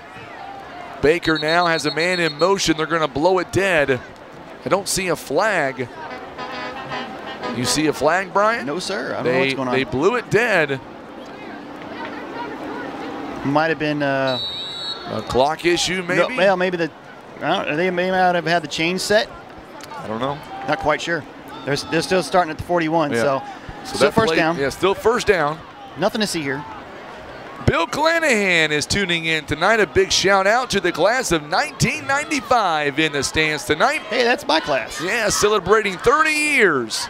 Baker being flushed outside the pocket, and he will spin and misses one tackle, but will not get away from Bryce Dobbs. 52, Bryce Dobbs. Well, that was a good move there by Baker to spin away from one tackle. Yeah, I thought it was going out of bounds. He spun back in towards the field and got a couple more yards. Got up to the 48-yard line of the Mules, so it's going to be 2nd down and 3. That's one of those, you know, you think he's going to go out of bounds, you don't want to hit him out of bounds, and then the next thing you know, he's spinning past you. 2nd down coming up here for the for the Bulldogs, rather. They're going from right to left. Baker's going to keep it this time. He's inside Mules territory. He's got a first down, and they'll mark him down at the 46-yard line. So a 7-yard gain on the play before, and that was another first down on the 46.5-yard line. Yeah, that first one was almost broke a play. That one was design run right up the middle. And he got 6 on that one, so. Jackson now, they lead. You ready for this score, Brian? Go for it. 28-0. Knew that was going to happen. A 6-yard pickup. Now a pass to the outside, and Mules are ready. Oh, he gets away, but he's going to get tackled. Nearly broke it.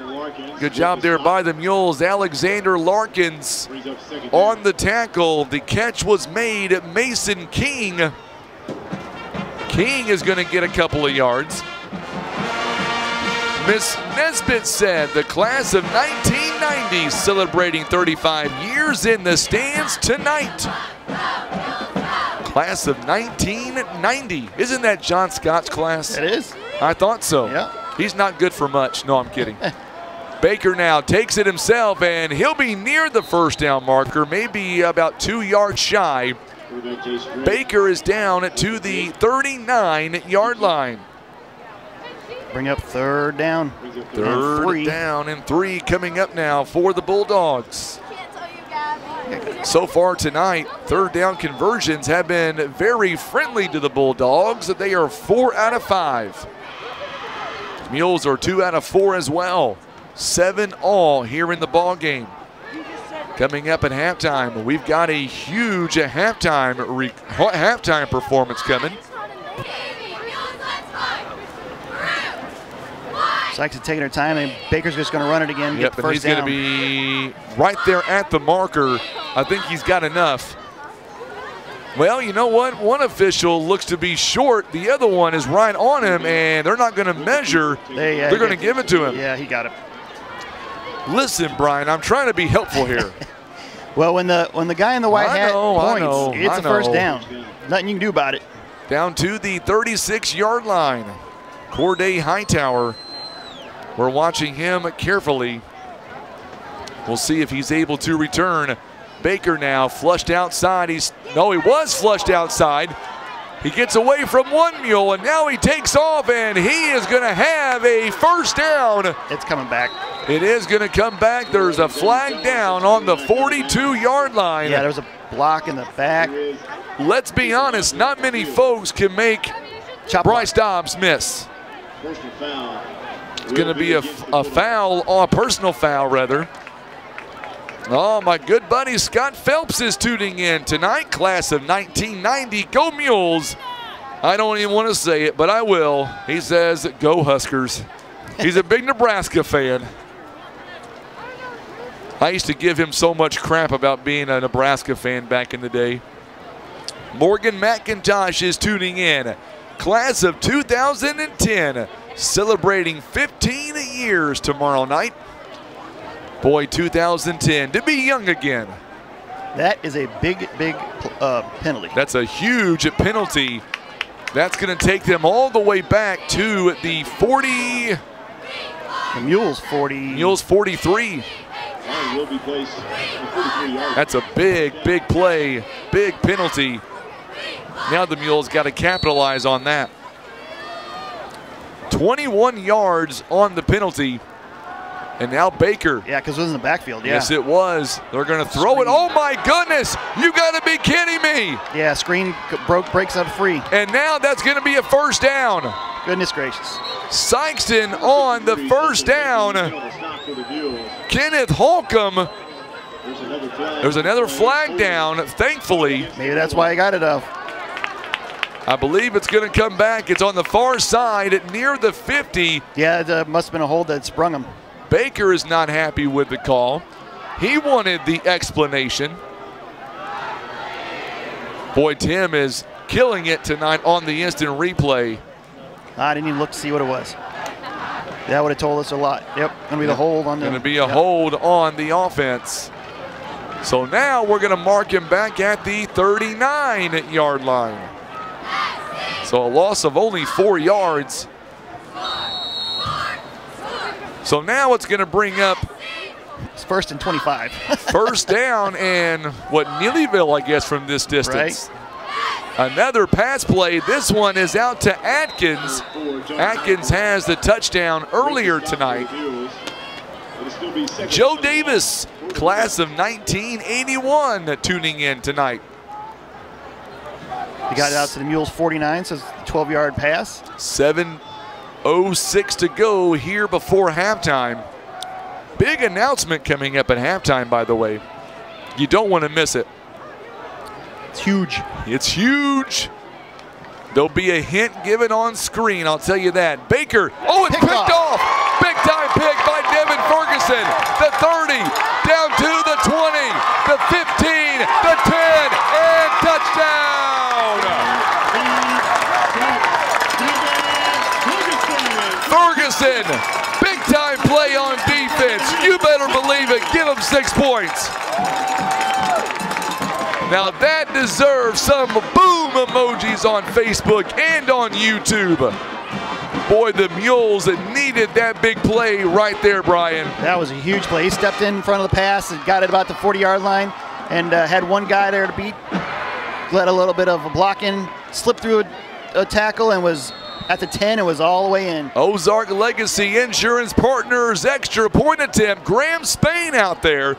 Can we make it 2 for? Oh, it's a bobbled snap, and it's not going to be 2 for 2. It was a bobbled snap, but we get the 6 points. We'll be back in 30 seconds. Mules back on top. Grandma Jackie, give that dog some more food. We're back in 30 on the Stinson Press Mules Radio Network. I love how you're always thinking ahead. Well, they don't call me Prepared Pat for nothing. Guess that makes you forward-thinking Fiona. Gotta protect your dreams.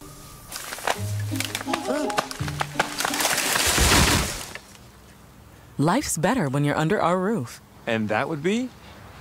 Relieved Rudy? Save up to 23% by bundling your home and auto with us.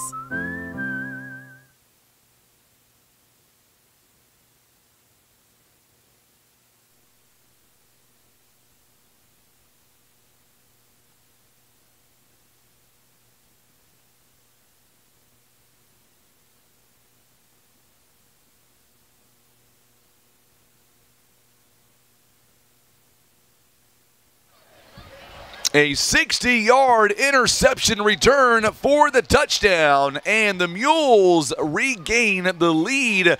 I tell you what, Sean, that is a momentum killer for the Bulldogs, but a booster for the Mules. Yeah, just like how the Mules' mistake on the penalty led to Sikeston 6 points, the Sikeston 3 mistakes led to points for the Mules. Yes, it did. There is a kickoff. It goes over the head of the Bulldogs, and they just fall on it. I'll tell you what, that last play there, Sean, and that was Sheriff Dobbs that called it out. That big stiff arm by Ferguson made all the difference on that return. Absolutely. He was able to get that head of steam, and he knew that there was a touchdown waiting for him. He just had to do a few moves to get there, and he did it and got all the way down for 6. How critical this drive for the Mules defense, Sean. This could be big for Mules defense. Absolutely. You picked up that momentum. You don't want to let that go. And the defensive front has been doing real well so far. They can cause some havoc in the backfield. Could possibly see another mistake coming by Sikeston. All right, 6 minutes to go here before halftime. 6:36 here, Brian. And here's a trivia question for you. When is the last time Sikeston's ready to play and there's nobody out there for the Mules? Let's take a Larry Hillis Dodge at timeout. Mules were not ready on that. How often do we see that where the offensive team is ready to go? They were going to snap the football. Yeah, I don't know what was going on there. They were going to have a free play. So when is the last time the Mules intercepted a pass and ran it back for a touchdown, Brian? Oh, I got to look that up. I don't have that. You don't know on top of your head? Yeah, See, I already know the answer. Oh, good. No, I don't. Okay, I was going to say, I'm glad somebody's thinking about looking up something like that. But that's a big, big stop there for the Mules defense. I mean, Sikeston was driving, 2 penalties. It put them back, and then 1 pass play, and then Ferguson was right there for the catch. The nice stiff arm and goes 60 yards for the touchdown. Yeah, big play there, Mules. That's their first interception of the season and a perfect time to do it too, right? It really is. Jackson leading 28-0 right now against Cape Central. Right now, the Mules regain the lead. I know Grandma Jackie is tuning in, and I know the dog is getting fatter by the moment. Am I allowed to say that? Yeah. Okay. You can't fat shame a dog. I mean, he's not listening. Oh, David, listen, I've been a Cubs fan for a long time, my friend. Baker now, a flag comes in. There's a pass. It's incomplete. A flag thrown in the backfield. It's going to come back against the Bulldogs. Another hold, I believe. It's in that area, yep. Holding against the Bulldogs. All right, Bulldogs going to get moved back a little bit. Second quarter, and the Mules lead by 6. 6.5 to go. Remember, coming up at halftime, my good friend Sanjay Varma is going to be joining us at halftime. By the way, Sheriff Dobbs, I know you're watching tonight. I do got to call you on Monday because I've got a big favor to ask of you and the Sheriff's Department coming up. So there you go. I will call you on Monday, my friend. I shouldn't have said that on live air. Now he'll scream my call and push decline. For a second state drive, the Sikeston starting themselves with a 1st and 20. Last time it was Holcomb now with the carry. Holcomb now being chased by Xavier Jones and by J.R. Lathan. He'll be ran out of bounds near the 25-yard line. He gained 10 yards vertically, but he about ran the full length of the width of the field there to get it. We're going to spot it at the 25, so that's going to be a 9-yard run. That probably took him 20 yards to get there. 2nd and 11. Second down and 11 now. That's a great point there, Mr. Hadley. I'll ask Brian coming up. There is a quick catch. Quickly put down, that was quickly. A tackle from, that was Atkins, I believe. Yes, it was. Atkins on the catch. Out to the 29-yard line. 28-7 as Cape Central scores. Didn't the Mules return a interception last year during the playoff game against Farmington? I believe so. I think we did. Yeah. I think you're right, Mr. Hadley. Good I think memory. it was last week or last year. I can't remember last week.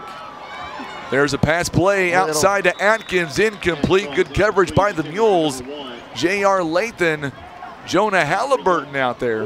Trying to get him coming across the middle and just a little too far. That's already 4th down, I believe. Now this brings up 4th down, yep. Yep, 4th down. So forcing a punt. forcing a punt. I see Sean retreating down there on the track. Not sure where he's going. He's going to field it. He's getting his steps in, I can promise you.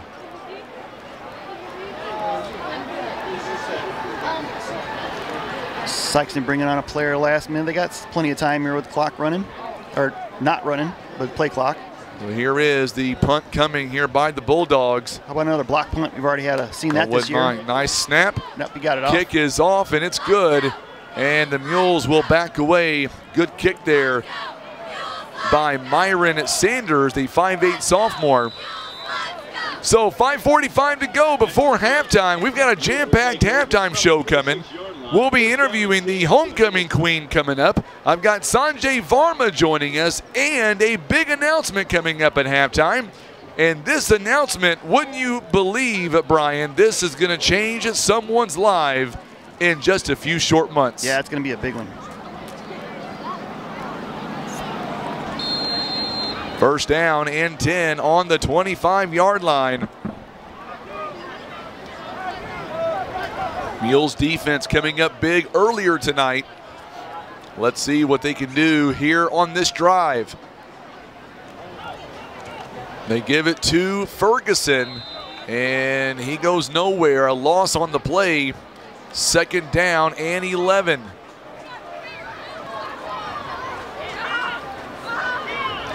Second down and 11 now.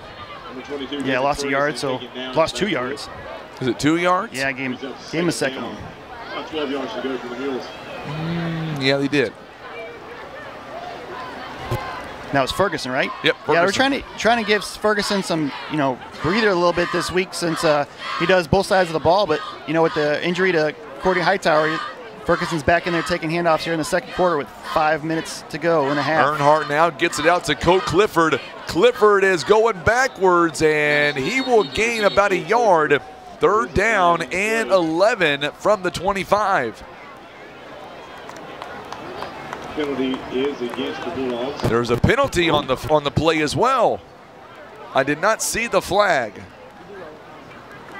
They're signaling toward the Bulldogs already. Yeah, it's at the line of scrimmage, so interesting to see what happened there. Defensive hold, maybe? Right in the middle of the field is the flag at the line of scrimmage. So let's see. Chop block. Chop block, yeah, it's going to be against the Bulldogs. And that's the first down. So that will move the chains, and the Mules now will benefit from a Baldwin Chevrolet first down. Take it any way you can. If my memory serves me correctly, for the Mules, that is our 4th penalty of the year, resulting in a first down. Is that right, Brian? I think it is. I don't have that up here. So with the third, they put it out to the 39, so that was a 15-yarder. Thank you very much. Be our 4th one this year. Get a new set of downs. Let's see what we can do from the 39. 4:51 to go before halftime. Mules have one timeout. There's a handoff to Fergie. There's another penalty coming in. And that was in the backfield. It's going to be a hold against the Mules. It'll come back. Chop block. Chop block. Oh, it's going to be against the Bulldogs. Another chop block. Give them another first down. Baldwin Chevrolet first down.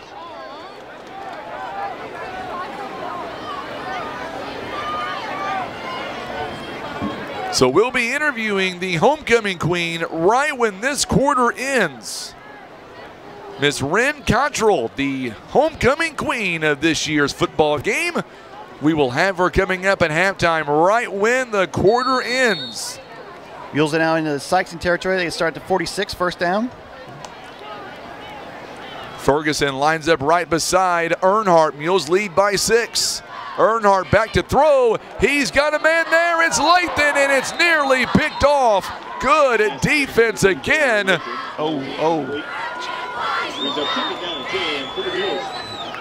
What's the matter? Nothing. Oh, you went I thought I saw something, but it is nothing. That was a good play again by Bennett Rawling. He has been everywhere for the Bulldogs. They've been going one-on-one with him, and so far Rawling had a chance to pick it off there, but I think JR had a good job of knocking it out of his hands. He did.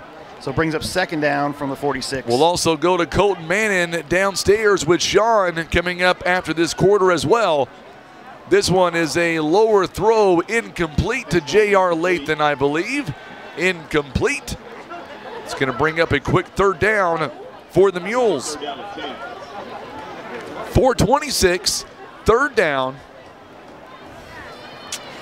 I would say 4-down territory. Yeah, absolutely.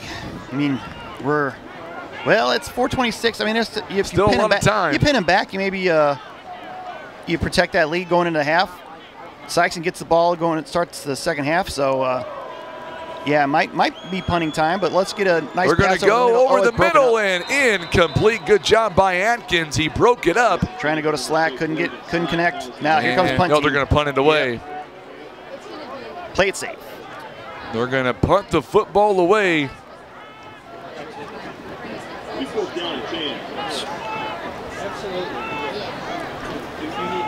So yeah, that's Mules have only connected one of the last 7 or 8 passes here, so I think just can't get on the same page, and they're going to have to punt again, or punt for the second time. The whistle blows it dead. There's going to be a false start on the Mules, so they'll back them up a little bit. That won't matter too much because the way Colt Clifford kicks, you can pin him back there inside the 10. Yeah, he's got a leg for sure. So coming up here directly following this quarter, we're going to kind of cram a lot of things together. We have so much going on. We're going to go to Sean Mannon. He will be interviewing assistant coach Colton Mannon coming up. Any relation? I don't think so. A lot of Mannons out here tonight. Sean, Colt, Jeff, Brad. No, I'm kidding. Here is the kick. Just gets it away. It's a high kick. Fair catch is called. It takes another Sikeston bounce. That is back-to-back kicks there where it came back on the Mules. It'll be down to the 29-yard line. Let's bring in Sean Mannon. And Sean, I tell you what, Brian's got a pretty good question. Any relation down there to Colton Mannon, Jeff Mannon? You tell me. No, there is not. I'm of the Twin Rivers Mannons. Oh. So that means you're the worst kind. Whoa, careful. Hey, now. Hey, my wife is from Twin Rivers. I can say that. My kids go to Twin Rivers. Here is a design run play. Boy, what a good job there again by Holcomb. That guy, he is getting some yards there, Sean. You better hurry down that track. Sikeston's starting to get a little bit going here in the run game. They just got to watch the mistakes. Penalties have killed them here in the second quarter. 4:08 to go. We'll go back to Sean coming up here in just a few moments here. The Bulldogs quickly to the line. They would love to put some points on the board before halftime. This one is right up the gut. The Mules say not right now. I believe that was Baker. No, I'm sorry, not Baker. That was going to be, that was Holcomb that time on the carry. Mules were ready for that one.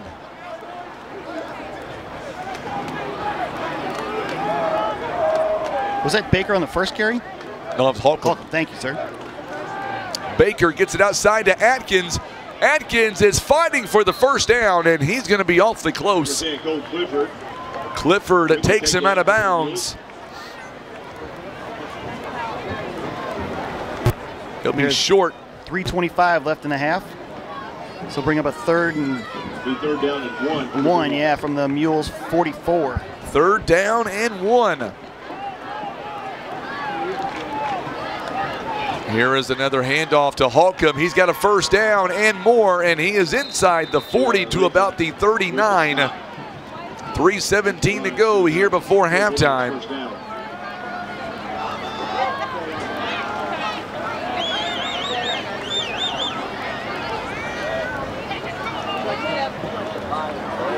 I'm running behind here. Sorry, I can't catch up to see what's going on. So yeah, 1st and 10 at the Mules 39-yard line. We have just over 3 minutes left. A swing pass out to 13. That is out to Williams, and he'll be taken down by Xavier Jones. The scoreboard here has the Bulldogs for 2 timeouts. I've got each team with 1 timeout. Yep, just 1. Am I right? Yeah, you're right. Okay. They'll get down into the 30-yard line. It brings up a second and short. 2:43 to go here before halftime. Baker now. Gonna flip it outside. The ball comes loose. It's a fumble, and the Mules, I believe, have recovered. Yes, it is. It's Alexander Larkins who comes away with the ball. That is the second turnover, and the Mules will now take over with 2:32 to go. Boy, that ball just popped out at the last second, and Larkins just falls on top of it. Yeah, it was a pitch play, draw on the option, and just the ball kind of didn't connect. And then it took a bounce towards the Mules defense, and they were able to fall on it at their own 29-yard line. So the Mules catch a break there. Mules have one timeout. Now have a chance to go up by 2 scores. 69 yards into the end zone. A quick pass outside to Slack. Got a block. Slack, he's going to get up to about the 37, maybe 38-yard line. Tick, tick, tick, tick. 2:19 to go. Plenty of time. Brings up second down. Now 1 yard to go. 9 yards.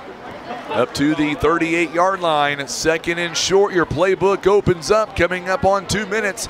Mules really not in a big hurry right now. Plenty of time. Plenty of time with 2 minutes. Earnhardt now looking back, getting the play. Play clock down to 16. 1:49. Now they're going to hand the football off to Larkins. Larkins is going to get up to the 40-yard line. It is a Baldwin Chevrolet first down. That's good enough for the Well, they're going to mark him back at the 39-yard line. Now the Mules are going to go up tempo. Empty backfield here. Yeah, that was just get a new set of downs, and then I could open it up. Another flag comes out. Earnhardt is going to get hit in the backfield. And we want to go down to, I believe, Sean Manning again down field side. We have another Ozark Total Healthcare injury update. It is against the Mules. Sean, take it away. Yeah, the Mules number 11 came off after a tackle here just a few minutes ago, favoring his ankle. They're looking at here on the sideline right now. All right, Xavier Jones being looked at. Thank you so much, Sean. We'll get back to you in just a moment here following this quarter. It is so nice to bring you this game in every angle possible. Having a sideline mic is huge. We appreciate Sean for all he does. Mules got a legal shift to a 5-yard penalty, make it 1st and 15 from their own 34-yard line. We got 1 minute and 24 left, so. Cape Central now leads at Jackson leading Cape Central 42-7. There's a quick pass outside and not going to go far. Ferguson isn't going to go far. 1:10 to go. Sikeston might use a timeout here to try to get the ball back. Mules still in that hurry-up offense. Well, still second 1 down. minute to go. Second down and forever. Another short pass to Logan Slack. It's incomplete. It goes out of bounds.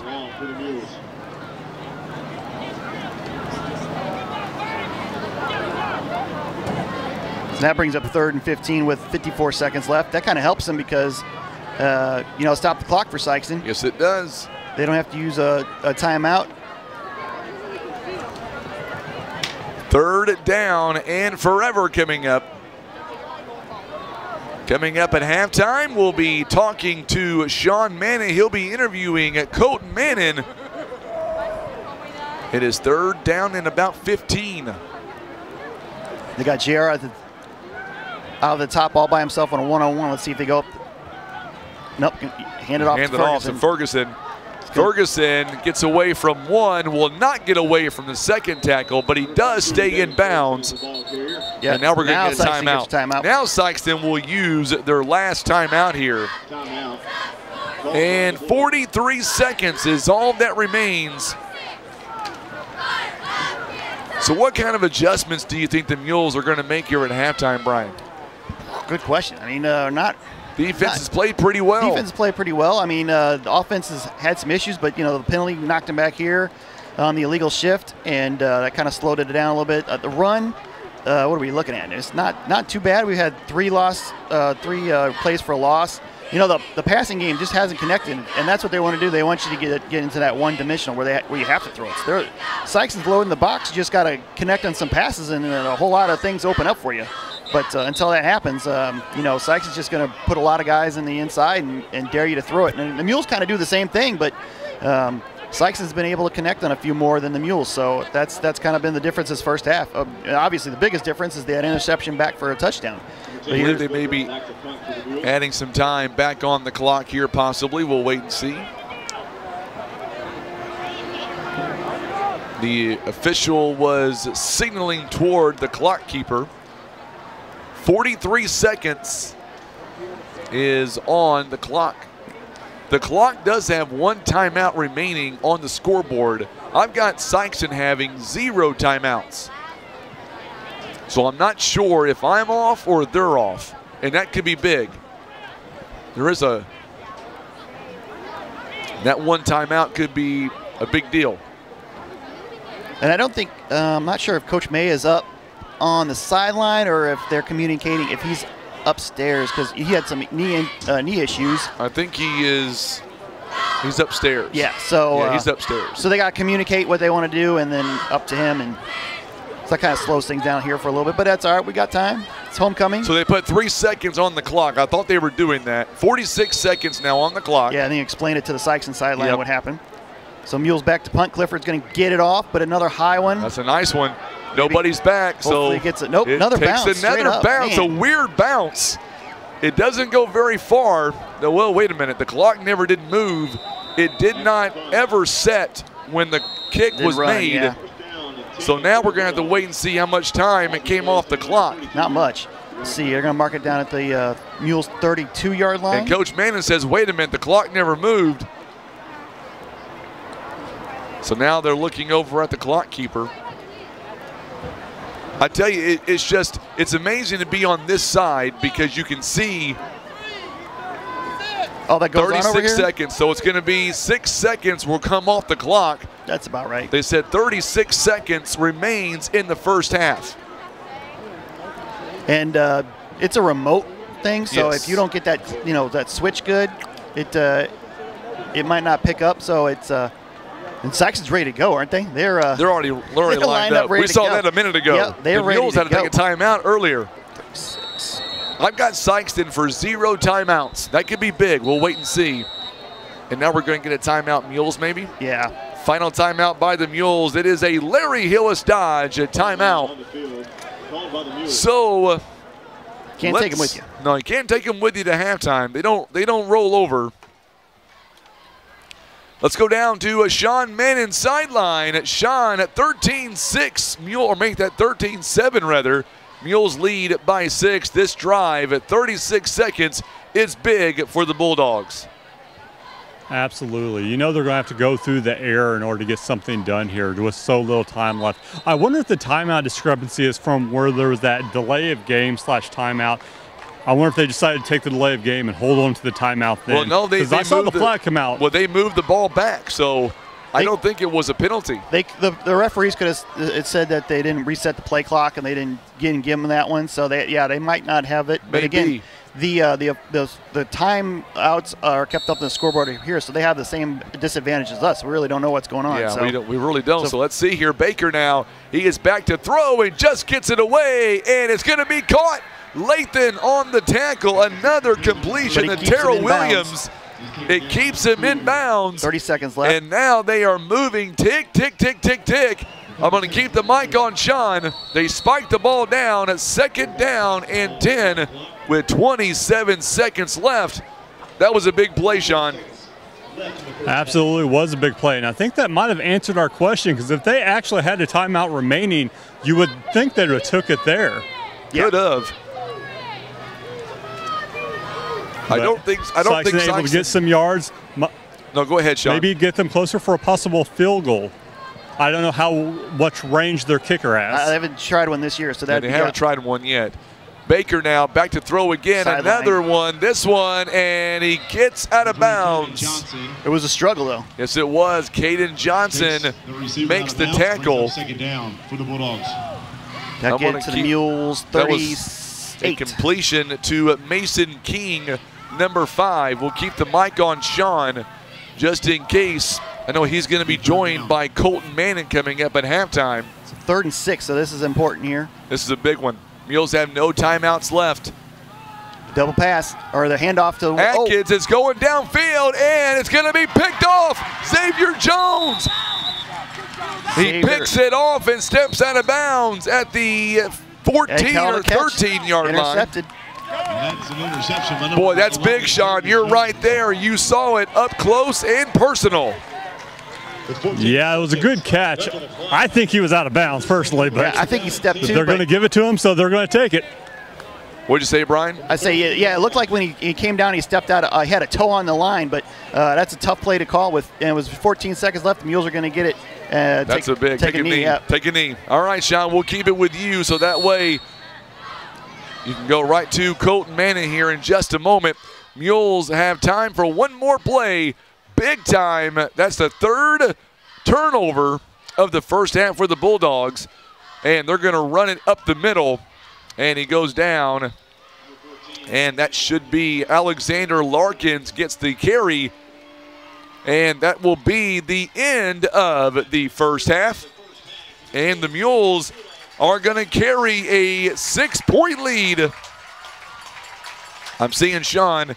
He is on the sideline. Sean, we'll let you catch your breath, and as soon as you get Colton Manning, we'll throw it right down to you, my friend. What a great first half. Right now. All right, Sean, we'll give it to you, my friend, and take it away, Sean. Our halftime begins right now. Here is Sean and Coach Manning. We're here with Coach Manning. It is halftime. Pretty good half so far for the Mules. Yeah, not bad. We've done some really, really good things that we've been working on all week, and it's working out for us. So the offense seems to be getting momentum. Had multiple drives, including one that was called back for a penalty. What has been working for you the most so far? We've definitely cut out the drive killers. You know, the couple of penalties that's not gone our way, we've overcome them. We made a big point of emphasis on cutting out the drive killers. I think we've done a good job of that. All right, I got one more question before I let you go. Hightower went out earlier after a horse collar tackle. What's his prognosis so far? I don't really know what's wrong. He said give him till half, and he'll tell us what's up. All right, we'll hope to see him in the second half. Thank you, Coach. Yes, we do. Thank you so much, Sean. Great job as always. And I believe that we're going to be interviewing our homecoming queen. Is she around, Tim? I don't know if is she down on the field. Okay, so we'll let her go. And, of course, she has a lot going on. So we will step away. Now, what we're going to do is we've got some big things going on. So here's what I want to do. Sanjay Varma, he is here. And he is up the stairs right now. So what we're going to do, let's take a 2-minute break. And when we come back, we will have live on the program Sanjay Varma with Heartland Express. And he's got a big announcement. You don't want to miss it. It is coming up next. It is our halftime report. This can change someone's life. It is coming up next. You're watching and listening to Mules Football. This is the Stinson Press Mules Radio Network. Barker's Towing and Auto Repair. As the name suggests, Barker's does more than just towing. Here at Barker's, we offer a complete line of automotive services, including tires, brakes, alignments, maintenance, and repair. And for our car enthusiasts, you'll enjoy our speed shop for quality performance parts. We are locally owned and look forward to earning your business. And for those times that you need a tow, Barker's Towing is available 24/7 for all of your towing and auto recovery needs. It's Barker's by request. 573-785-7811. Looking for power, performance, or pure fun? You'll find it at Wolf Creek Power Sports. From rugged Can-Am ATVs and side-by-sides to Toro mowers built to tackle any yard, Wolf Creek has you covered. And we service what we sell. And the best part? You don't have to take our word for it. Come in for a test drive and experience the quality of Can-Am and Toro for yourself. Wolf Creek Power Sports, Poplar Bluff. Making new friends can bring joy at any stage of life. At Oakdale Assisted Living, friendships grow naturally through shared meals, activities, and group outings. We provide personalized care in a warm, welcoming environment. Our residents are supported by passionate caregivers and surrounded by friends who feel like family, all while enjoying the freedom of an independent lifestyle. Schedule your tour of Oakdale Assisted Living today by calling 573-686-5242. That's 573-686-5242. In town for run-of-the-mill unbranded gas. Now also, one Heartland Express so special. Good evening. We're back live on the Halftime Report, and joining us right now in the booth, my good friend Sanjay Varma, the owner of Heartland Express. And Sanjay, first off, for those who might not know, tell us more about your business and what makes Heartland Express so special. Good evening, Frankie. Thanks for having me out to the homecoming festivities. It's a beautiful evening. Heartland's a great place to visit and an even tougher place to describe. It's a little bit truck stop, a little bit gas station. It's a lot great home-cooked, unique food. And most of all, it's great people. You know, I'm glad you brought up the fuel, because I know that fuel is a big part of what sets Heartland Express apart from everywhere else. Explain the difference between what you offer and some of the unbranded stations out there might have. Well, we recently transferred over to being a Phillips 66 station, and the way I look at Phillips 66, it's a top-tier fuel, and we are able to offer that fuel to you at a price many times, very often, lower than the price you pay typically in town for run-of-the-mill unbranded gas. Now also, one thing in particular, you have made a name for yourselves with your food, and not just typical gas station food. We're talking about other kinds of great food. What can people expect if they've never been to Heartland Express? What can they expect with your food? Oh my, where do you start? I would say the last 5 or 6 years we've transitioned from your run-of-the-mill convenience store food to actual cafe, eatery type food that foodies search out, the real foodies. There's so much we're proud of and so much to fill you up. We have an Old Hickory smoker, which is the type of smoker that all the competitive, successful barbecue smokers use nation and even worldwide. But it's not just barbecue. That's one of our signature things. We have some of the best catfish that you'll find anywhere in the area. We do all kinds of typical plate lunches, the type your grandma and mama used to make for you when you were younger. The meatloafs, an awesome country fried steak, and I venture to say the best pork steak in town. I know you've also added a unique twist with your Energy Hub. Now tell us more about that. Well, personally, I've always been a juice and smoothie and iced tea kind of person. Mm-hmm. In the last year or so, we have combined all of my personal tastes and preferences into opening the Heartland Energy Hub. We feature the loaded teas, which are a healthy, less sugar-filled alternative to the energy drinks, which are so popular not only for the young folks, but even us older folks. We do fresh squeezed juices, healthy smoothies. Now, it's not all healthy. We stumbled upon some local ice cream, and we're proud to feature the spring-dipped ice cream. It's hand-dipped. It's made probably 40 miles from here, and we're proud to feature it. We've got all kinds of flavors, from your traditional chocolate and strawberry to some exotic, enticing ones. We invite you out to try them. And I got to tell you, on the ice cream, I believe you guys locally have 16 flavors on hand. Is that correct? I don't think I can count that far, Frankie, but we've got a bunch. And we also it's neat that we make our cones. We do waffle cones, and we do them in-house, so they're not the type you buy off a truck made in some factory someplace. I want to go off script here a little bit. And not only do you have the food, the fuel, and now the Energy Hub, I've got to talk about your amazing staff, because when you walk into Heartland Express, I see smiles all the time, and I'm in there almost every day. That's a very touching observation, Frankie. One of the things I'm most proud of the team that we have at Heartland is the unique, friendly, warm vibe that we've worked hard to develop over the last nearly 20 years I've owned this business. Mm-hmm. Especially the last few years, it's just changed. I really don't know how to describe it other than to say we have a great core group of people that have been with us for a good while. They're not only good people, they're excellent at what they do in the job from day to day. We're a store that never closes, and so many of our key employees, many of whom are part of my friend circle, and they're almost like family. And that feeling and that relationship transfers over and rubs off on our customers. I don't know, some of you all might not be old enough to remember the old show Cheers. Their tagline was Cheers where everybody knows your name. And Heartland is the Cheers of Southeast Missouri. We've got customers we see morning on the way to work, at lunchtime, in the evening after work, picking up whether it's food for breakfast, lunch, or dinner, getting their gas or snacks, whatever it is. It's the Heartland family that makes everything go. So, I have waited a long time to be able to talk about this. I know that you've got something very special planned coming up just in time for the holidays. The mic and the floor is all yours, my friend. Let's just say that we're about to make this Christmas extra exciting at Heartland. It's something pretty big. When you pull up out in front of Heartland in the next week or so, you won't miss it. I can't share the specifics just yet, but I can tell you that we at Heartland are going to make this one memorable Christmas for one lucky family. It sounds like that we just need to come by next week and take a peek. Pull on the lot, take one quick peek, and you'll know.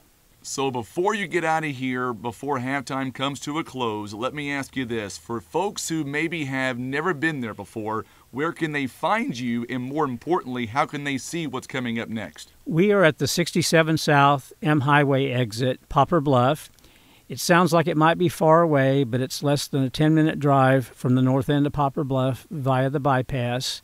I assure you it's well worth the short drive.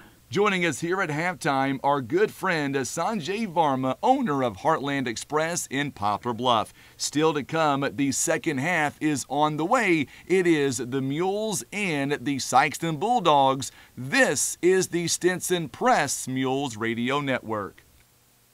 Head to Heartland Express in Poplar Bluff, where amazing service meets mouth-watering meals. Start your day with a full breakfast bar made fresh every morning. Then come back for lunch and dinner specials that'll keep your taste buds cheering and your wallet smiling. Craving something late? Try our new cook-to-order menu from 2 p.m. to 5 a.m. That's right, Heartland Express is open 24/7, serving up hometown flavor around the clock. From hearty breakfast to satisfying lunches, come see why locals love it. Find them on Facebook at Heartland Express Market. So we're back with your halftime report, and thank you again to Sanjay Varma with Heartland Express. And if you couldn't put two and two together, you got to go out there this week, maybe about Wednesday or so.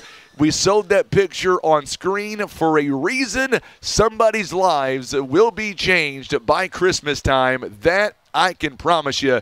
It is going to be something that people will talk about for months to come. So stay right with us, and we'll be making that huge, bigger announcement this week for your chance on that particular picture. Right now, joining us in the broadcast booth, live in person, our athletic director, Joe Brown. And Joe, what a first half, what a homecoming all the way around.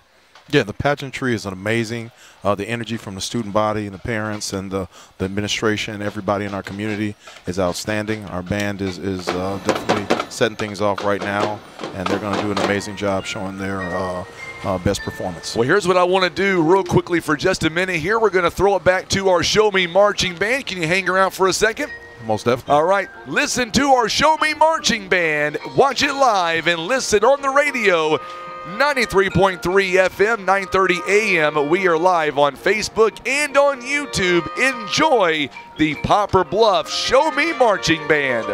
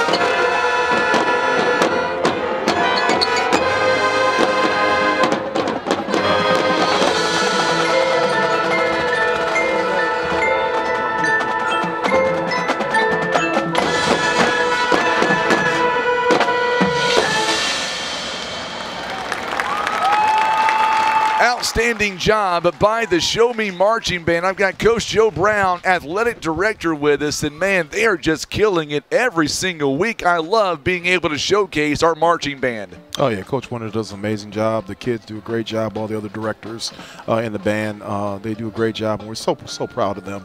Flag Corps, everybody does an amazing job. We're so They proud. really do, absolutely. And you know, our fan section, man, they have been showing out literally all night long, and it's been so much fun. Homecoming, and go back to your coaching days, homecoming night, was it a distraction for your teams, or was it always a fun challenge? I think it's always, well, you said it's a combination. I mean, it's something that's difficult because you navigate through the week with activities and other things you want to stay focused on.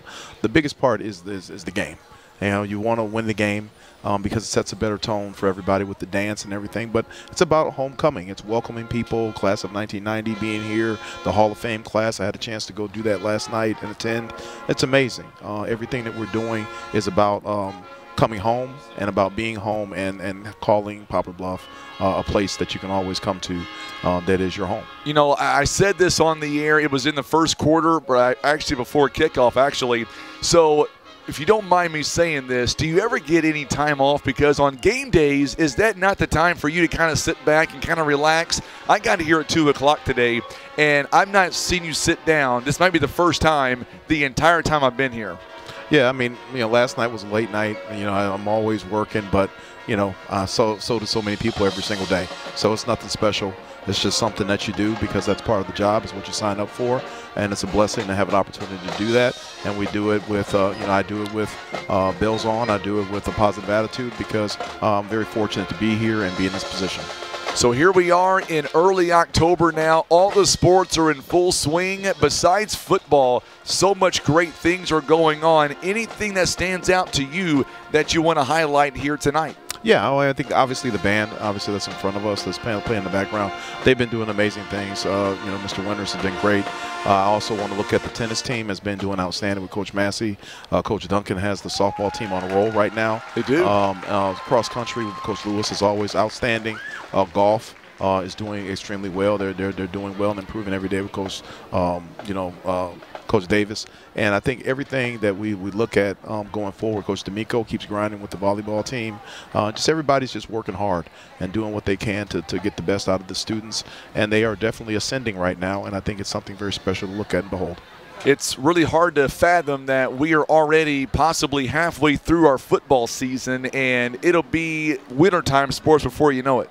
Yeah, most definitely. We're getting ready, you know, putting things together for the showdown, obviously, for basketball. But I'm also super excited about Tyler Long, our new wrestling coach, building a program there that we all can be proud of. He will build a powerhouse wrestling program for Poplar Bluff. We definitely want to get behind him. I know Coach Dugas is definitely building there and doing some great things for girls basketball. And I definitely believe that, you know, Coach Lewis will have our girls swim team at the very top of the state this year. I know you don't have a full list in front of you, but I look across and I see all the banners over there.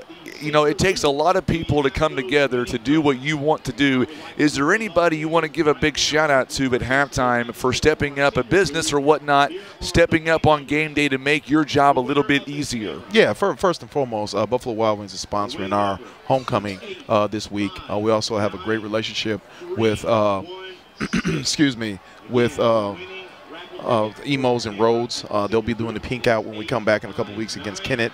Rob's Flowers provided all the flowers for homecoming and will for all the senior nights. They've been amazing, and there's just so many different groups that do a great job and that help us with our hospitality. Big Whiskeys fed the football team tonight, which was outstanding. So we just appreciate everybody that takes a part in helping us build our brand, and we're so thankful, and we have many more that really want to get involved, and we're trying to reach out to them. And we need, well, I don't see KWOC's banner anywhere, so we need to get one of those too. Yes, and you know, I was going to ask you, because you mentioned the showdown a few moments ago, one thing that I do want to do is, I know that it might be a little bit too early, but eventually you're going to make that full sprint to get sponsorships for the showdown. When can that start, and what can we do to help get your message out there? Oh, it's in the works right now. I just have to finalize the final statement that's going out. I'm working with our major sponsor, First Midwest, but we have so many other sponsors. We have dozens, and we're trying to get it into into the stratosphere and trying to get more and more, because we do want to promote everybody's brand. And I say it's a mutual a collaboration, and it's a partnership. It's not just a one-way thing. It's like KWOC, DAR, so many groups and organizations in our media promote our kids. And you guys do a fabulous job of that, and I appreciate that. And I see you guys even have Pizza Inn on your thing.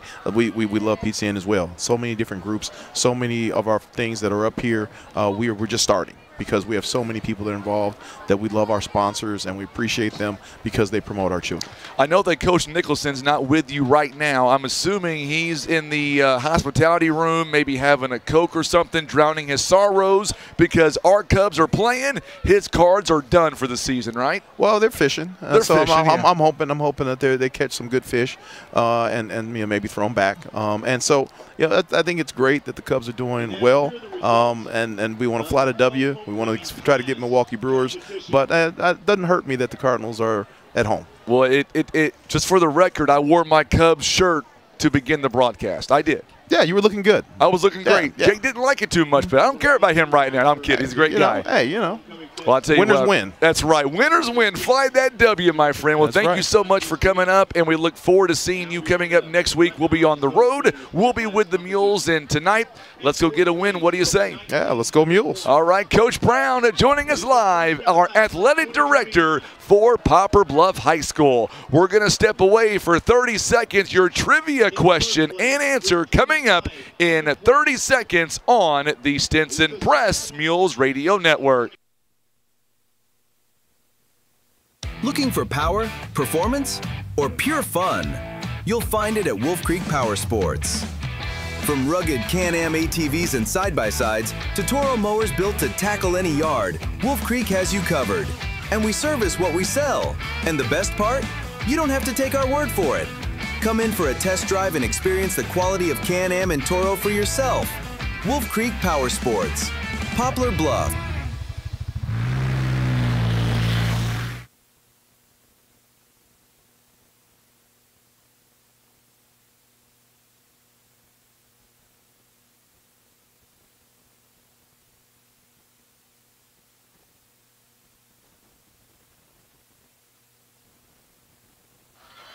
All right, so we are back now with our halftime report presented by PB Realty Legacy Farm and Land Specialists. So many great guests that we have had here at halftime. We started things off with Coach Colton Manning, Sanjay Varma, and then our athletic director, Coach Joe Brown, joining us. And first and foremost, I want to go back to Sanjay Varma's interview. Great guy all the way around.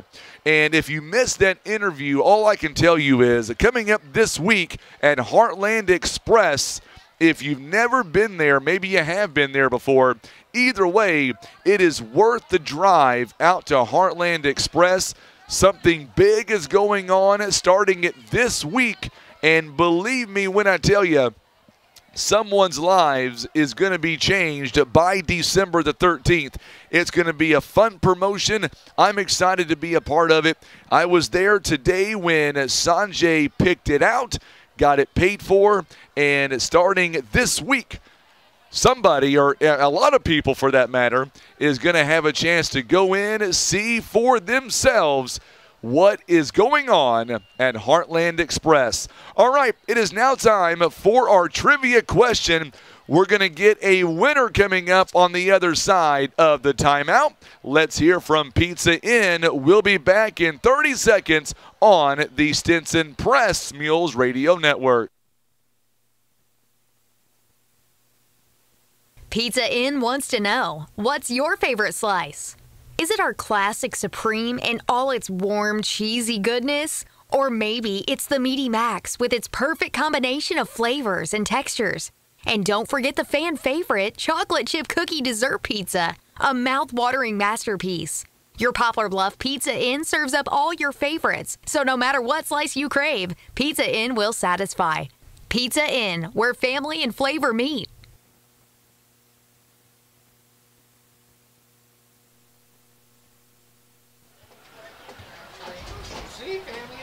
All right, so here we go. Our trivia question one more time. In what year did Poplar Bluff first host a homecoming game, and who was the opponent? Was it 1933? Was it 1929, 1926, or was it 1934? Sean Mannon down on the track. Any idea, Sean, what the answer is? I would take a guess. All right, give me a guess. 1934 is what I would say. You would be wrong. Brian, what's the right answer, my friend? 1926, right? 1926 is the right answer. And we beat Charleston 37-0. Congratulations to Penny Hudson. She picked up a Pizza Inn certificate for a large family feast. All right, Sean, you were on the sideline real quick. This first drive is very big for the Mules defense. Yes, Sikeston was definitely getting some momentum before the turnover, so we'll see what they can do here. All right, so there is the kickoff. Oh, they dropped the kickoff, and it's going to be a botched kickoff, number 15, Mules playing Rhodes. And Mules got it right back. That is big, Sean. You're down there, number 15, Rhodes. It went through his hands, and the Mules come up with it. Yeah, it took a real high bounce on him. He tried to grab it in the air and could not come down with it. It went down. Mules player was able to get on the ball, and now the Mules have all the momentum and great field position to start the second half. All right. Stand by, Sean. We'll come back to you here in just a few moments. Boy, big time stop there. Mules defense doing it again. Mules take over at the 42. 42-yard line. Now the Mules hand it off. Ferguson gets away, and he'll be close to a first down. Maybe going to be about a yard shy. Ooh, not even a yard. Maybe 6 inches. Or did he get the first down? Not by much. 1 yard to go. Second down and 1. It is a 9-yard pickup. Boy, that was nice for the Mules. Ferguson getting a big carry on that first down. And there is another run play. There is a Baldwin Chevrolet first down. Ferguson again. Our city manager, Mr. Robert Nodell, he is in the car right now. He is listening to Mules football. He is cheering hard for a Mules victory. He is on the way for the Alabama and Vanderbilt game tomorrow down in Tuscaloosa. Thank you so much, Mr. City Manager Robert Nodell. He's a big fan of yours, by the way, Brian. Oh, yeah, thank you very much. I appreciate it. It was flagging the play. Mules got a false start. Yep, false start. Ed Norton tuning in. We're going to try, my friend. You're welcome, Penny. I'll get a hold of you following tonight's ball game sometime over the weekend. It might be on Sunday. I've got to work bones of you coming up over the weekend or early next week for your certificate. So now it's first and 10 for the Mules at the first and 15. First and 15 at the 30-yard line now. See what the Mules here can do. Ferguson's getting some good carries here in this half. And we're going to get some more laundry on the field. Another delay of game on the Mules. Mules backing them up a little bit. Going the wrong way. We are going the wrong way. Make sure and hit that share button for us. Let us know where you're tuning in from. We've got trivia coming up too. Our second half trivia is coming up. Second down, or make that first down and 20. Earnhardt going to give it back to Ferguson. Good block there by Caden Jenkins. Ferguson missing another tackle, and he will not miss a third. Boy, Jenkins did a great job on the block, and he will get to the 20, or make that 32-yard line. Yeah, it's a backward pass, so see where they spot it. Look like, yeah, 32, so that's a gain of 32. 3. Yep, gain of 3 yards. Second down, nope, 31-yard line. Give him an extra one, so 4-yard gain. So 31-yard line at second down and about 16. Wouldn't mind seeing a one-on-one going to Colt Clifford on the outside. Yeah, he's lined up at the bottom of the screen. If you're watching. He engaged, and looking they're that going way. right to him, too. Got him on the side. And they got him. It's good for a Mules first down. A Baldwin Chevrolet first down inside the Costello's red zone. Believe I called that one, Brian. You did? Mark it down. Slanted See on there, the inside, Tim? and he hit him with a good throw. That's right. Had to step on the receiver and gets it all the way down to the 8-yard line. Brenda Milner, thank you so much for the share, my dear. It is a Costello's red zone opportunity. Colt's got 3 catches for 82 yards now. 82 of Gage's 104 yards passing. There is a handoff to Ferguson. Ferguson bouncing off 2 defenders, and he'll get down to about the 7-yard line. 2 defenders and an offensive lineman, I think, too. It was a lot of people in there. Mules here this season on the red zone opportunities. Mules are 6 out of 8, 75%. Picked up a yard, so at the 7-yard line. Mules lead 13-7. Earnhardt, by the way, is 5 of 13 on the night, 104 yards. 2nd and goal now from the 7. Earnhardt, he's back to pass. He's got a man over the middle, and it is incomplete. J.R. Lathan was there. Also, Caden Jenkins was there as well. Yeah, 3rd and goal. They went across each other trying to get the defenders to get kind of a pick play. And then, but it looked like he just, they kind of picked themselves a little bit. Josiah Kilgore is tuning in. Glad to have you alongside, my friend. That brings up 3rd down and goal. Yeah, 3rd and goal now for the Mules. Mules inside the 10, down to the 7. Earnhardt again over the middle, and this one is caught for the touchdown. J.R. Lathan, give them 6 more points. Oh, I know Miss Chappell is ready for that one. She's excited. That is J.R. Lathan's first touchdown catch of this season. Mules now lead at 19-7. They're going to line up and go for 2. Oh, what a touchdown that was for the Mules. We're going to keep it here following this 2-point opportunity here for the Mules. We'll go down to Sean Manning following this play, 19-7. Earnhardt. Oh, he's got him open. He's got him wide open, and it is good. Caden Jenkins with the catch. And now the Mules lead at 21-7. Sean, how did Jenkins get that wide open in the end zone? Just able to find a seam into the defense. He was able to get up there and pull that ball down. Excellent, just passing the entire drive by the Mules to put 7 points on the board, or 8 points on the board. Yeah, 8 points indeed. Let's go ahead now, Tim, and put our second half trivia question on the board. This will be the 93rd homecoming game for the Mules. The Mules, they've won 52 of them.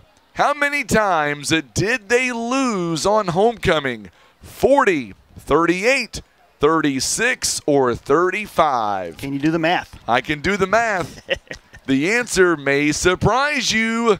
Robert Kreitz, thank you so much, my friend. I appreciate that. Sean, any idea on the answer? Do you know the answer first off, Sean? I do not. Well, good. Keep it that way. Don't be cheating either down there.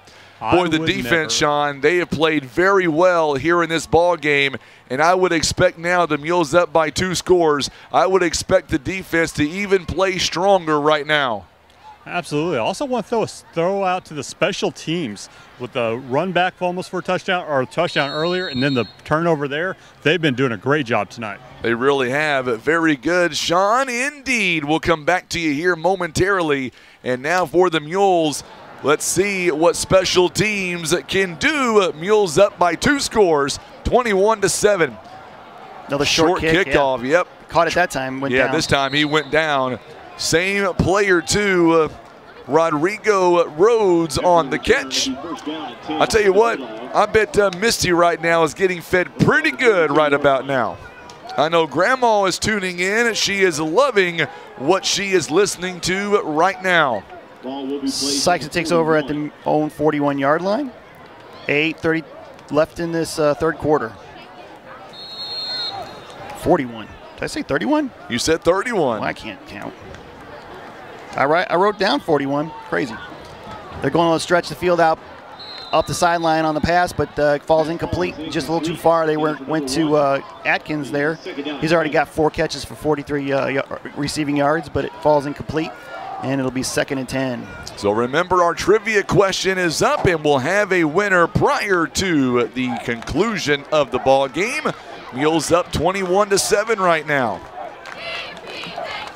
Yeah, that was a huge score for the Mules. Very big Run indeed. up the middle Boy, there. this time the Mules defense all over them. Who's the carrier? I can't. Going to get to the 41-yard line.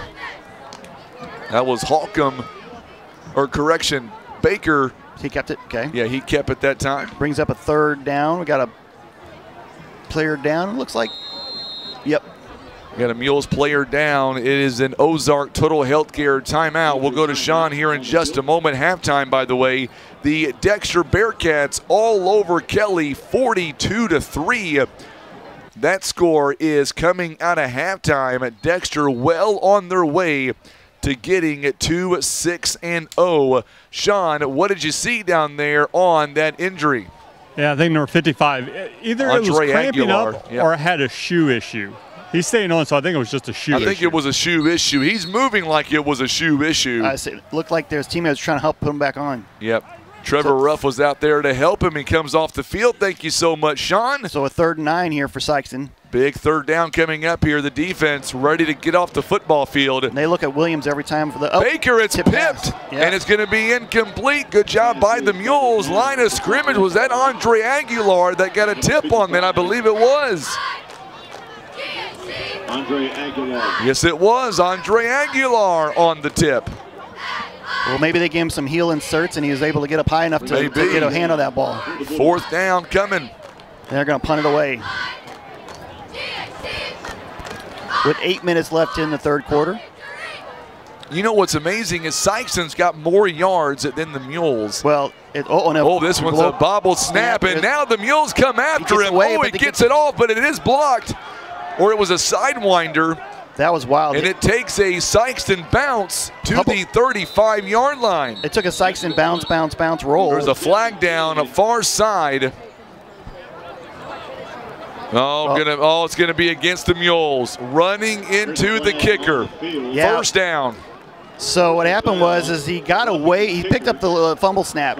He gets away from the first 2 defenders in the Mules, and he's trying to kick on the off to the side there. It looked like one of the Mules got him at the 3rd mule got a piece of him as he got the kickoff, and they did not get a ball in the hand, or a hand on the ball. So that's why it was the 1st down for him. And the Bulldogs will retain possession, and they will get. Mules are not happy. Coach Mannon not happy. And now Sikeston gets new life all the way inside Mules territory, down to the 43-yard line of the Mules. It is now 49-3 Dexter. Thank you so much, Ed, on that current score for the Bearcats. Well on their way to 6-0. Baker going to hand it off to Holcomb. Holcomb now inside the 40 to about the 38-yard line. Number 55, Andre Aguilar, and on the stop for the Mules. 21-7, Mules lead by 14. 7:29 to go here in the 3rd quarter.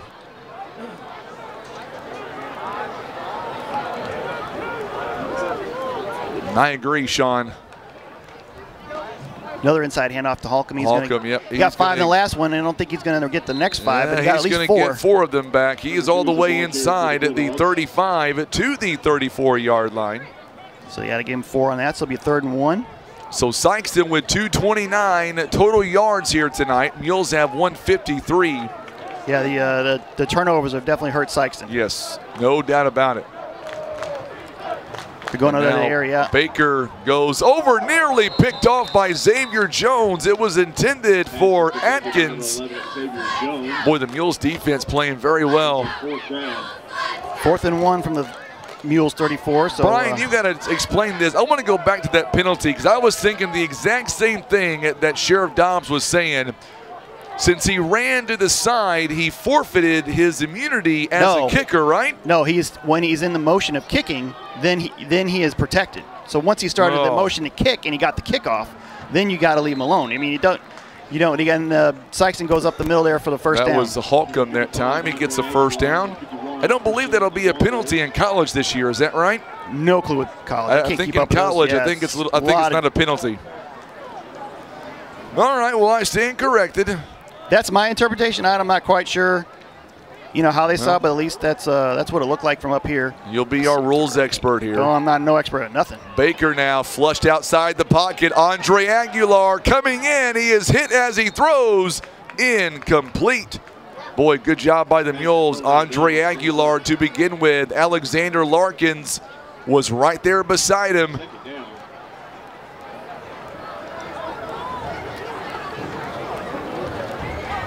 So 2nd and 10 from the Mules 33-yard line. 49-10 Jackson over Cape Central with about 4:13 to go in the third. There is a run play to Atkins. Atkins now gets away from one defender, gets away from two. Halliburton, though, still chasing him down and gets him at the 29. Boy, Halliburton was not messing around.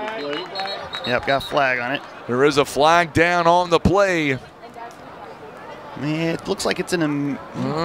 Where is it at? It's in the far side. Oh yeah, I see now. It's by the 26. In the plays, like a little bit outside of where they got to. So we'll see where the white hat says here. They're going to confer on this penalty, and we'll see. It's coming up on 9 o'clock here, local time. Not sure why I said local time. Well, for the folks watching from Hawaii. Well, there is some folks watching from Hawaii. Tim's over there laughing at me. Hush up, Tim. Can I say that live on the air? You can. I can, he says. Boy, we're having a great night here. Mules up by 2 scores. There's 2 flags down, Brian. One here on the near side. Oh, yeah, Just now saw it on the 35, and then one on the far side by the 26. I'm guessing they're going to be offsetting. I would imagine. But now they're talking about it. No, they're walking it back. They're walking it back. It's going to be on the Bulldogs. Here we go. Here are the calls. Holding. And an unsportsmanlike on the Mules? So they are offset, right? Yeah. Well, now, wait a minute. No. They're going to accept the unsportsmanlike, maybe? Or is it offsetting? Here's what probably occurred. Second down. Yeah, still seconds down. They're offsetting. So when we're at the 30s or the 28. No, 28. So they're going to that's weird. They gave him some yardage, right? Yeah, they gave him 5. They sure did. So I guess we'll just say, well, it's 2nd and 5 from the 28. So we're going to give them the 5-yard run. I guess. And not call it a play. So here we go. Football second down. Going to be a pass play outside to Williams, inside the 30 to the 25, shoved out of bounds by J.R. Lathan. To be short, get to the 26, it looks like. Make sure and hit that share button for us on social media. Let us know where you're watching from and give us your answer on our trivia. So it looks like a 3rd and 3, a little 3rd and 3 and a little more from the Mules 26. Winner tonight will get a $25 gift card from Big Whiskey's in Poplar Bluff. 3rd down coming. Baker now going to hand off to Holcomb, and the Mules stuff him. Devin Ferguson. Mules Alexander Larkins even slipped on the tackle, and he'll lose some yardage, and now a big 4th down coming. Yeah, lost 2 yards in a play, so we're going to go 4th and 5. 4th and 5. And you got to go for it for Sikeston at this point. Down by 2 scores, 5.5 to play, 3rd quarter. Nice clear skies here tonight in Poplar Bluff. Great night for high school football. Baker now back to throw. Got a man there wide open. It's Williams, and he will have a 1st down. It is a Sikeston 1st down inside the red zone. Boy, the Mules defensive coverage there. Sikeston wasting no time. It is now 1st and 10 Bulldogs. At the 21. So a 7-yard pass, and it was a little high, and Williams brought it down. So it was just outside the red zone. There's a handoff to Holcomb. He'll be taken down. Good job there by the Mules. Looks like Dobbs got the I think Dobbs wearing number 8 now, yeah. Guess he's done on the offensive line for the evening. So Dobbs switching jerseys. He is now wearing number 8. He got it to the no gain on that one. Yeah, no gain on that play. Baker now looking outside. They get it to Atkins. Atkins misses 1 tackle, and he'll be knocked down at the 20 or make that 15-yard line. Larkins doing a good job defensively for the Mules. Mules defense trying to get off the football field. They are down at 21-7. Got it to the 15, so that's a 6-yard pass for Atkins. 3rd down coming. That's his 5th catch of the night. 3rd down and 4 to go. Baker's going to keep it, and I don't believe he went very far. He did not, maybe a yard. So another 4th down and 3 coming. Big 4th down coming again for the Mules defense. This is the third, I believe this is the 3rd 4th down on the drive, not counting the punt that turned into a flag. So yeah, they've converted some already. Mules defense trying to make a big stand, up by 2 scores. Baker back to throw. Now he takes off with it. 1st down and more inside the 10 to about the 7. It is a 1st and goal for the Bulldogs. They do it again. Mules had he just slipped right between 2 Mules defenders and was able to pick up that 1st down. And had nothing to throw to. It'd be 1st and goal from the 6. And they were ready to go from the moment that ball was snapped. Is it 5-yard line? 6. 6 yard. 5 or no? Yeah, 6. Holcomb now is going to get it inside the 5 to about the 4. So Holcomb not going to gain much. 2nd and goal. Mules are trying to keep this a 2-score lead. Under 3 minutes to play here before the 3rd quarter comes to an end. 21-7 the score, 2:48. Play clock is down to 23.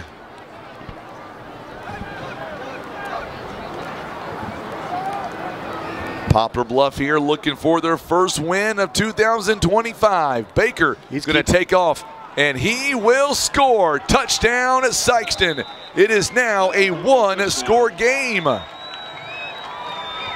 Nice play by the QB.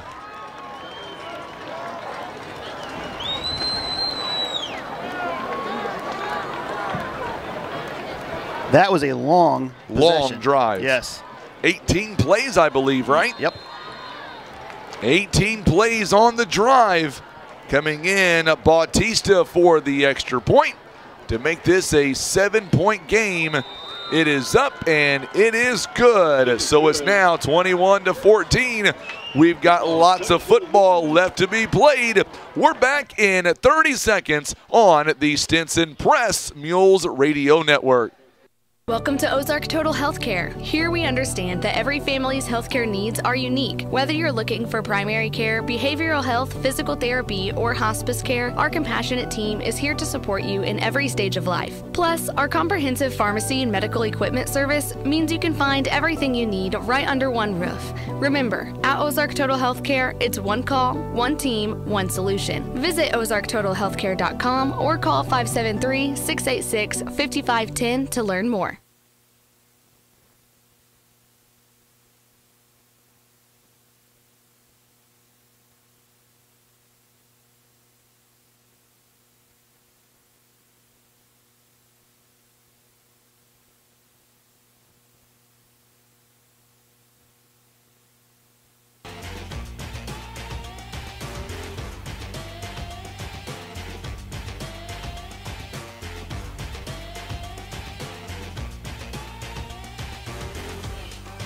So after a long drive by the Bulldogs, it is now a 21-14 ball game. And just like that, Brian, the Bulldogs are right back in the game. And you had a 4-and-punt there, and the penalty kept that drive alive. And then they got a 4th-and-1 conversion, a 4th-and-5 conversion, and a 4th-and-3 conversion. So the Mules definitely had opportunities there to get off the field and just couldn't.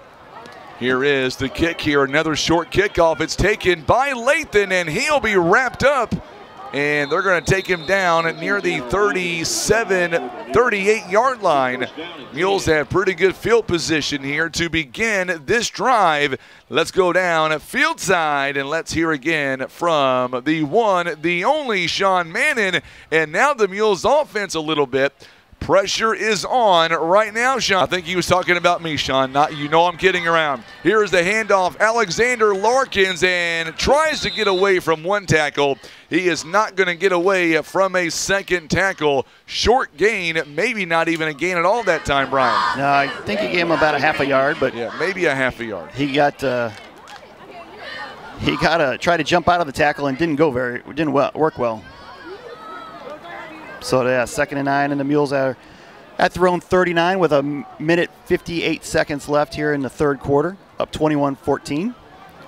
Big second down coming here, 2nd down and 9. Mules up by 7 points. Mules have led the majority of the game.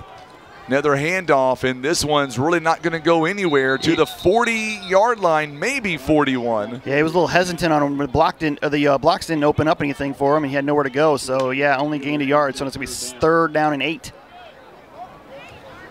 So 3rd down and 8 coming for the Mules. Ferguson going to come back in. Larkins now going to take off. He'll go to the sideline. Coming up hobbled a little bit. Well, he's been out there a while.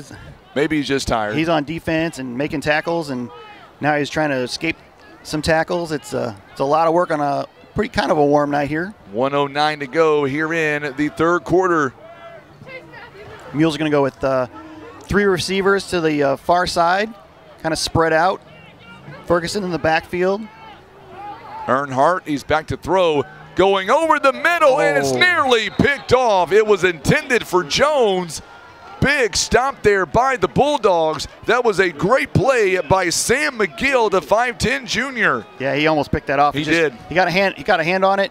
Couldn't come down with it, though, so Mules are going to be forced to punt. Boy, the Mules defense here, they're going to really have to play strong on this next possession. The way this game's going, I don't know what's going to happen with this punt. You never know. Well, you talked about it. You talked about it early in this ball game that when these two teams meet up. Oh, that's a good kick by Clifford.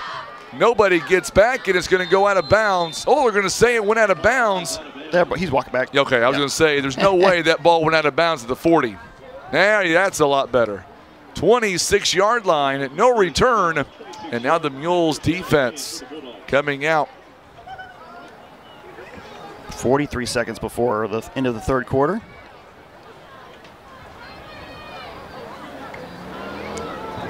Mules defense back out. Mules would love to have a 3-and-out here and get their offense back on the field. Sikeston's going to take over at their own 27. 1st and 10. Baker going to hand it off. Oh, he's going to keep it himself, and he'll be taken down.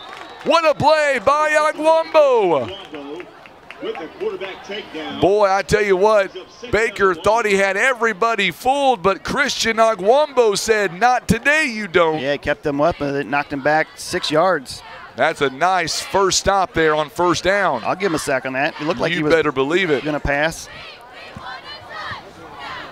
Yeah, I don't think he was going to run with it. He was trying to pass. 2nd down to Baker now being flushed outside the pocket. He's got a wide area to run.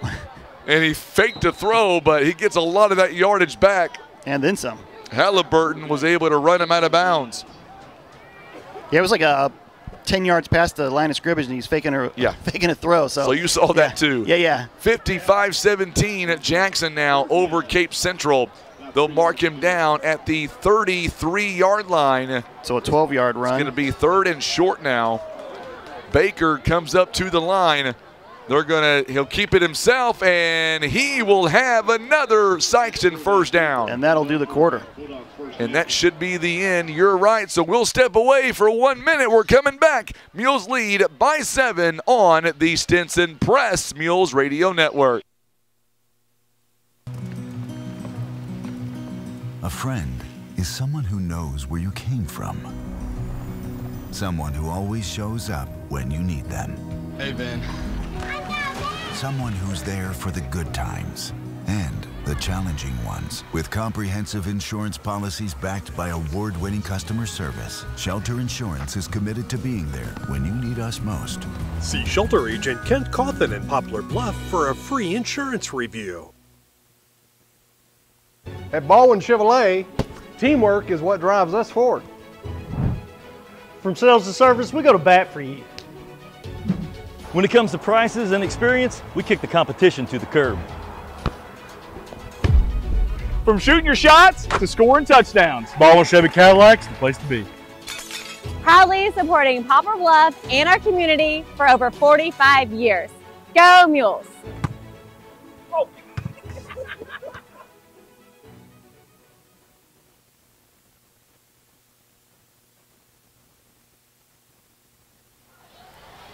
All right, so the fourth and final quarter begins right now. Buckle up. Yeah, buckle up, folks. It's going to be a long ride.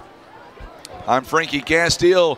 Tim Hicks on the camera. Brian Rosner right beside me. Holcomb, he gets away, and he is gone to the 40-yard line. Boy, if Ferguson would not have made that tackle, he would have been gone to the house. And Ferguson coming up a little bit gimpy. He is hurt, and Trevor Ruff now will come in for him. It looks like it's a wrist injury. We'll sick Sean on him. I think he's down there looking at it. 21-yard gain for Holcomb there. Baker now going to take off, or is that Baker or Holcomb again? Holcomb again. So the ball carrier Holcomb is taken down. I want to go right to Sean. Sean, what do you see down there on Ferguson? Is it going to be a wrist injury? Yeah, I think he might just hit his wrist or his hand on someone's helmet. It looks like he's trying to walk it off. He shooed away the trainer when she tried to talk to him. All right, so let's that is good news, and hopefully he'll be able to come back in. There is a quick pass play. Good job there by the Sikeston Bulldogs. Mason King makes the catch. That'll be a first down. So another first down for the Sikeston Bulldogs. We'll keep an eye on Ferguson. That'll be a big deal for the Mules. Hopefully he's able to come back in the game. So Sikeston at the 29, Mules 29. Yep, going right back over the top again, and they go right back to Mason King. King again with a big catch. Sikeston kind of moving the tempo a little bit. They get to the 22 for a second down and 3. I'll tell you what, Baker 18 of 24 on the night, 160, or make that 19 of 25 rather. Yeah, slow, sorry about that. With 170 yards with 1 touchdown. There is a run by Holcomb. And Holcomb now to the 20-yard line. Holcomb here on the night, 15 carries, 75 yards. Adding 2 more to that. Sorry about I'm that. sorry. A little late. 16 carries at 77 yards. Be 3rd and 1 from the 21-yard line. 20-yard line. 20-yard line, yeah, got to the 20. It's sorry. a 3rd down in inches, really. Yeah, really an inch. Here is another handoff to Holcomb, and this time the ball comes loose. The ball is loose. And I believe Sikeston recovers it. They did, but they're going to be short. I think they didn't gain anything. No, they're going to be short. Boy, that was a big play by the Mules again. Was that Ferguson that was in on that stop? It was. Also, Caden Johnson, he lost a yard or so, and now it's 4th down and 1. Yeah, that's a full yard loss, So far tonight, the Bulldogs are 3 out of 3 on 4th down. Big time stop coming. Oh, the Mules jumped. They did it again. That's number 2. It's offsides or signaling offsides. Yep, okay. It'll be a Mules offsides, resulting in a first down for the Bulldogs.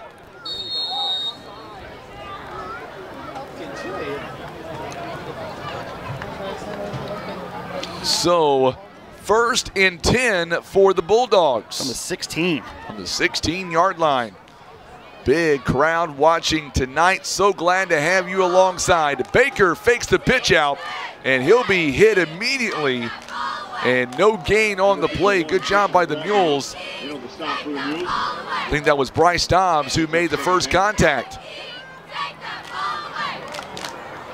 No gain, yep. No gain on the play. That's Baker's 19th carry. He's got 56 yards. Mules hanging on strong here. The defense, 8:57 to go in the ball game. Yeah, this is a big set right here. Big time. You better believe it. Baker gonna throw. He's gonna throw it. It's tipped in the air, and is it picked off? No. J.R. Lathan could not come down with it. Ferguson got a hand on it. Yes, he did. That was nice. We are sitting at 29 shares on the night. We got to get to 50 with homecoming here, Brian. And we're going to give away this gift card from Big Whiskeys in Poplar Bluff. Each team, by the way, with all 3 timeouts. 3rd down and 10, 4-down territory. Can the Mules defense come up big? Oh, it's going to be the fumble. Atkins picks it up, and the Mules are going to run him out of bounds. J.R. Lathan runs him out of bounds. They tried to do the reverse, the second handoff, bounce backwards, but luckily Atkins was able to scoop it up and run straight out of bounds, but he's all the way back to the, where we at? I thought he was farther back, but yeah. I thought he was way back. Might be a flag on the far side. There might be a flag on the far side. I can't see. J.R. Maya gave him a push to out of bounds, but I didn't think he was too far away, but we're seeing. So there was a flag down. I thought J.R. didn't even really touch him as he went out of bounds, but nevertheless, Ed lets us know that Dexter right now in the 4th quarter leads at 56-9. We're going to go down field side here to Sean and kind of see what Sean saw down there. Sean, what do you see down there, my friend? There's a discussion on the way. I thought JR did get a little bit of a push on him, but from where I'm at, I couldn't tell where he was at out of bounds. That was a flag. There's a flag just came out. It's going to be intentional grounding. Nope. Legal man downfield. A legal man downfield. But he motioned for intentional grounding. Did he try to throw it? I don't know. Wow. He signaled intentional grounding. Sean, what do you see down there? Confusion. I didn't see any kind of throwing motion from where I was. But did he not signal? See, there were too many Mules players in between me and the ref. I couldn't really tell. I think it's a loss of down. So it was intentional grounding. It's a loss of down. So it'd be 4th down and so 4th down and forever. So he signaled intentional grounding. He must have thrown the ball as he was trying to get out of bounds. Maybe. I don't know. Now we're going to get a whistle here, maybe a timeout called. It is a Larry Hillis Dodge, a timeout. Let's keep it here. And I tell you what, that's a bizarre play there, Brian. That developed. It helps the Mules, but that was a bizarre play all the way around. Yeah, I'm trying to figure out what happened. Because he pushed him out of bounds at the 25, and the ball spotted at the 28. So I don't know. It's not 10 yards. I mean, I don't know. Very, very strange. We'll have to figure that one out. Right. Then they're talking about again, like, that's tough. I don't know what. I'm not being sure. Up here, if we were closer on the other side, we might have seen him. You wouldn't have seen that. Our ball game is brought to you by First Midwest Bank, Kevin's Auto Repair, PB Realty, Legacy Farm and Land Specialist, Whitworth Gift Chest Jewelers. Brought to you by Costello's, Hefner's Furniture and Appliance, Ozark Legacy Insurance Partners, Heartland Express, The Manor, Pizza Inn, and Barker's Towing and Auto Repair. Proud supporters of Mules football. Lots of folks here tuning in tonight. Well over 100 on Facebook. We are up to nearly 400 on YouTube right now. Pretty impressive stuff. 4th and 33. This is big play of the game. Baker's going to roll out. Baker now looking to throw downfield. He'll just take off. He'll be well short of the 1st down. He is taken out of bounds by Devin Ferguson. It's going to be close. And the Mules, close. No, he's got to get all the way to the 10-yard I'm looking at line. the first stick. Wow, all right. Yeah. It's going to be 1st down for the Mules. Easy, Brian. Yeah. Don't give them any more downs. I forgot how far back they were. 8:29, Mules take over. That's a big play right there. It's a big penalty. At the 16-yard. Well, the fumble was what caused it. Really, the penalty doesn't. I mean, it would have amounted to nothing really. But yeah, we're gonna take over at the 16-yard line, and that's a huge turnover. 8:29 to go here in the ball game. Mules up by 7. 21-14. They need a big showing here. Yeah, you need a couple first downs here. Run some clock. Yes, they do. 35 shares on our Facebook feed, looking to get to 50. There's the Wildcat again, Xavier Jones. There's one first down. He is still going, and he'll be pushed out of bounds. It is a Baldwin Chevrolet first down, and he'll be marked down all the way to, it was a flag down. Oh, that was Didn't Xavier see on that? it. Yep. All the way back on the 19. That's gonna be in They're the going to back him up. Yep. Oh, wait a minute. Did they wave it off? No, he's. Well, no, wait a minute. I thought he waved it off here, Brian.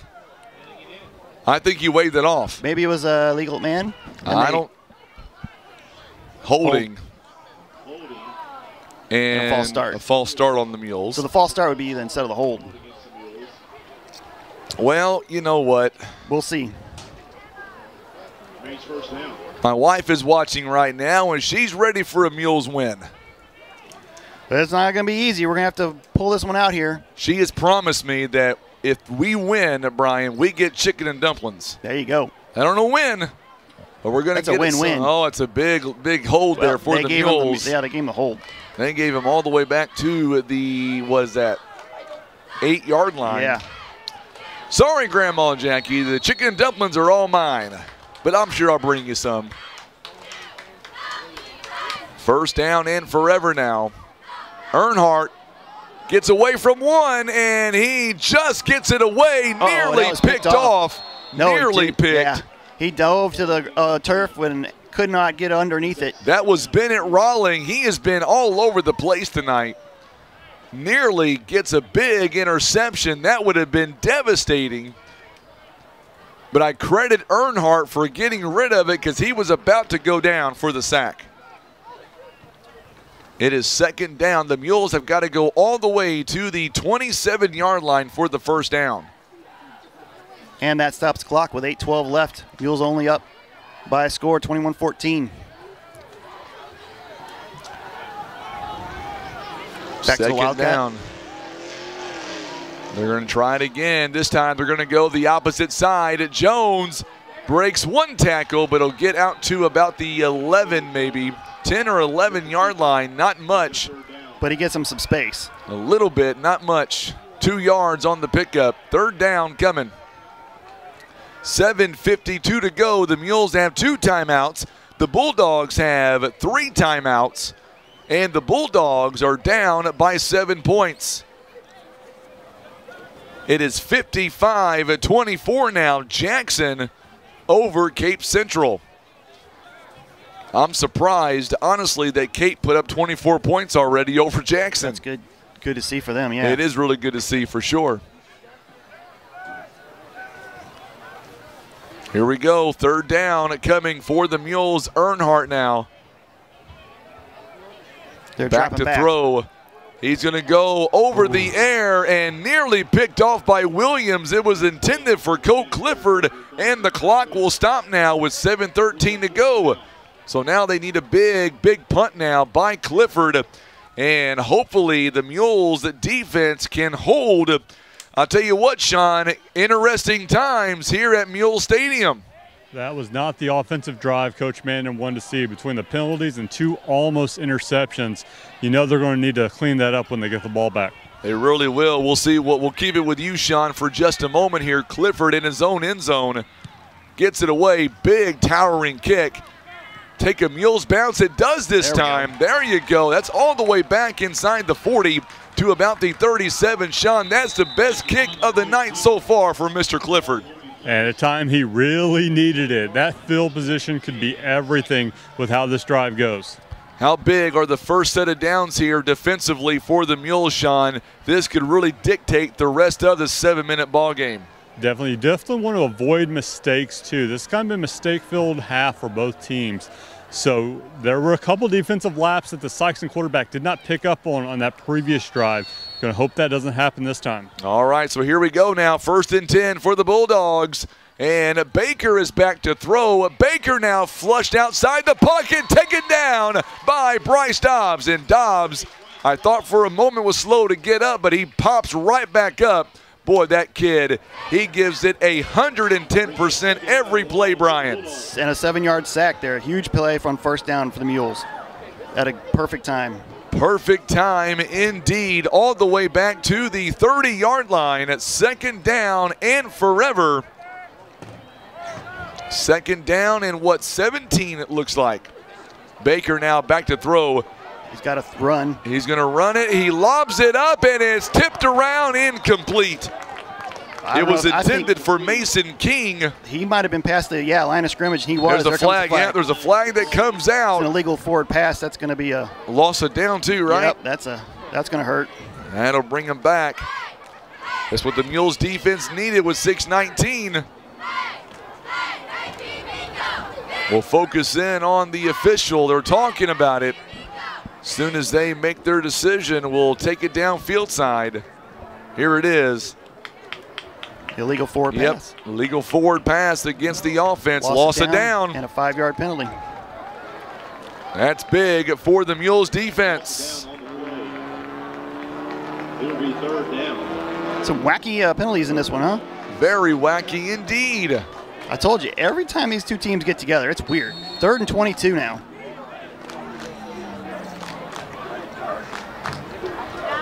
All right, so here we go. Baker now looking downfield. Mules defense not letting it open up, and what a big sack. Alexander Larkin says, I want one. Give him one. Big 4th down coming now for the Sikeston Bulldogs. All the way back to their own 19-yard line. They got to punt the football away now. Yes, don't sir. have a choice. Under 6 minutes to play. Big-time sacks on that drive. 2 of them, one by Bryce Dobbs, the other by Alexander Larkins. The linebackers showing up big on that stop. Now the Sykes is going to punt from their own 19, yeah. Yep. Gets it away. Good kick. Now the Mules just going to get away from it. Smart thing to get away from it. It takes the Sikeston Bulldog bounce inside the 40-yard line, down at the 38. 5:28 remaining in the ball game. Mules have got to get some 1st downs on this drive and milk some of that clock. They'll take over at their own 38. So we are at 36 shares. We need 14 more. Tim, if you don't mind, put that trivia question back on the board. 93rd homecoming tonight. The Mules have won 52. How many times have we lost at homecoming? 40, 38, 36, or 35? Hit that share button for me. And also let us know in the comments section your answer. We need 14 more shares, and we will give this away. $25 gift card from Big Whiskeys in Poplar Bluff. Ferguson, he gets away from one defender, and he is tracked down by Mason King, a Baldwin Chevrolet 1st down. And that puts the Mules in Sikeston Bulldog territory. They needed that run from him. On the 48-yard line. Big time run by the Mules. And talk about how big the kicking game here is this one. The Mules flipped that field with a 52-yard punt, and then Sikeston countered with a 43-yard punt, but now the Mules one play, they're in the Sikeston side of the field. Now the Mules wasting all the time they can. Mules here letting that play clock get all the way down inside 10. Ferguson, another handoff. He will get to the 47-yard line, it looks like. A gain of 1. Ferguson. Mules here trying to take as much time as they can. 8 carries at 33 yards for Mr. Ferguson. He is averaging about 4 yards a carry. Yeah, tonight when they weren't hoping to give him some rest too, because Corday got the start and he went down with early in an injury. Corday Hightower. He went down early in the football game. 2 carries for 2 yards. Play clock is now sitting at 10. They put a man in motion. Caden Jenkins now gets a handoff, and he's got a first down and more. He is ran out of bounds by Kayan Atkins. The jet sweep there coming across. You get the first down and some. It is a Baldwin Chevrolet first down. A final score now. Jackson all over Cape Central, 62-24. That has just gone final. That was a 10-yard gain, and they're into the 37-yard line of the Bulldogs with 4:15 left here in the fourth. Jenkins has his first carry for 10 yards. Mules 72 yards on the ground in the ball game. Ferguson goes up the middle this time, and he'll be inside the 30 to about the 29. Good to see. They know they're going to run the ball. It's, the fact that the Mules are able to take it to them right now, that's a good sign to get to the 29. Mules are 3 out of 7 tonight on third down conversions, 43%. By the way, entering the ball game, the Mules were at 22%, so much better tonight on third down conversions. Sikeston 7 of 14. It is second down for the Mules. Less than 3:30 left when they snap. Well, be less than 3:20 left when they snap this ball as they're waiting. Mules have 9 first downs in the ball game. Another hand up. Ferguson make it number 10. A Baldwin Chevrolet first down on the 25-yard line. This time he took the left tackle and got through and picked up another first down. This is a very methodical drive. Promising drive for the Mules. Yes, to get to the 24. Earnhardt is 6 of 18 on the night with 111. Pierce Baker is 19 of 26 for 170. 38 yards rushing on 5 snaps so far in this drive. It's good to see. Now Larkins will get a snap, it looks like. Play clock is down to 14 at 3:06 to play. Mules up by 7. Here we go. They're going to hand it off to Xavier Jones. He couldn't bounce it, but he got back to the line of scrimmage. Jones is fighting his way, and he'll get a couple of yards to the 22. We may get a timeout, Sikeston. Yep. We will. Yeah, they've got 2 timeouts left. Stopped them for just a yard gain. Now it's just a matter of getting that next first down to finish it off. All right, so I'm going to bring in Sean. I want us all to chime in here, and I'll start with you, Sean. If the Mules are unable to pick up another first down and they get a stop here, if Sikeston gets a stop, do you put Spain in to attempt a field goal in this position and go up by 2 scores? I think you give him a shot depending on if it's 4th and 1 maybe, or 4th and 2 maybe, go for it. If it's more than that, I give him a shot looking at a 35-yard field goal. I mean, he hits that's probably ball game. I think it'd be worth the attempt. Brian, what do you think? Now, in high school, when you attempt a field goal, if it doesn't reach the end zone, if it gets to the end zone, it's a touchback. But if it's short, it's kind of like a punt. So you could benefit from just giving a shot, but at the same time, I'm going to say we're going to pick up 8 yards here and go for it on 4th down. All right, sounds good to me. All right, we'll see what happens here. Very interesting as Sikeston uses their first timeout here of the half. It is second down coming for the Mules. Let's see. Sikeston now trying to get a big stop here. Larkins again lining up, and he'll get the snap. And it's not going to matter anyway. It is a first down, a Baldwin Chevrolet first down. Larkins goes in, or he's going to be right there at the stick. Man, yeah, it's close. Maybe not a first down. No, they're going to set him at the 14, so he's going to be a little short. It's going to be an official measurement coming, it looks like. I think he's going to be a little bit short from where the nose of the football is. Let's see if we are correct here as they bring it out. I said he'd run for 8, and he got the 8. Well, let's see. Sean is down there on the line. So, Sean, are we short or do we have a first down? Yeah, he's a good foot short. And we have an injury timeout, it looks like, Sean. It is an Ozark Total Healthcare timeout.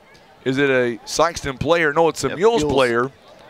Yeah, he was grabbing his ankle for a little bit, but he's up and walking now. So Tim's hopefully just Tim's, James Timms, the center for the Mules.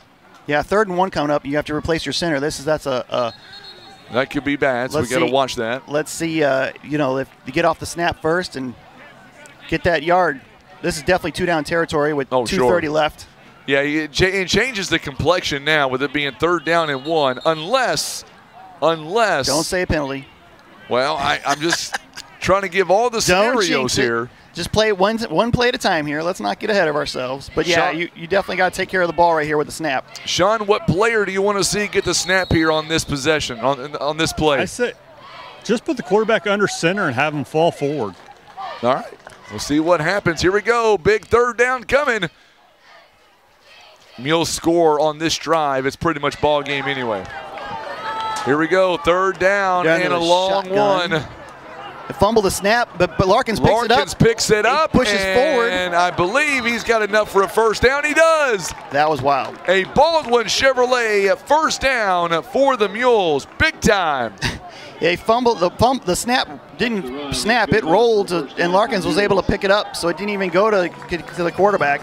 Larkins picked it up, headed straight for the guard, and was able to push his way through for the 1st down. He got to the 13-yard line with 2:18 and the clock running, so got the yard they needed. A wild play, but they get it done any way you can, right? Want to hear some good news, Brian? What's that? 4 shares away, my friend, from getting to 50, and we're going to give away the gift card.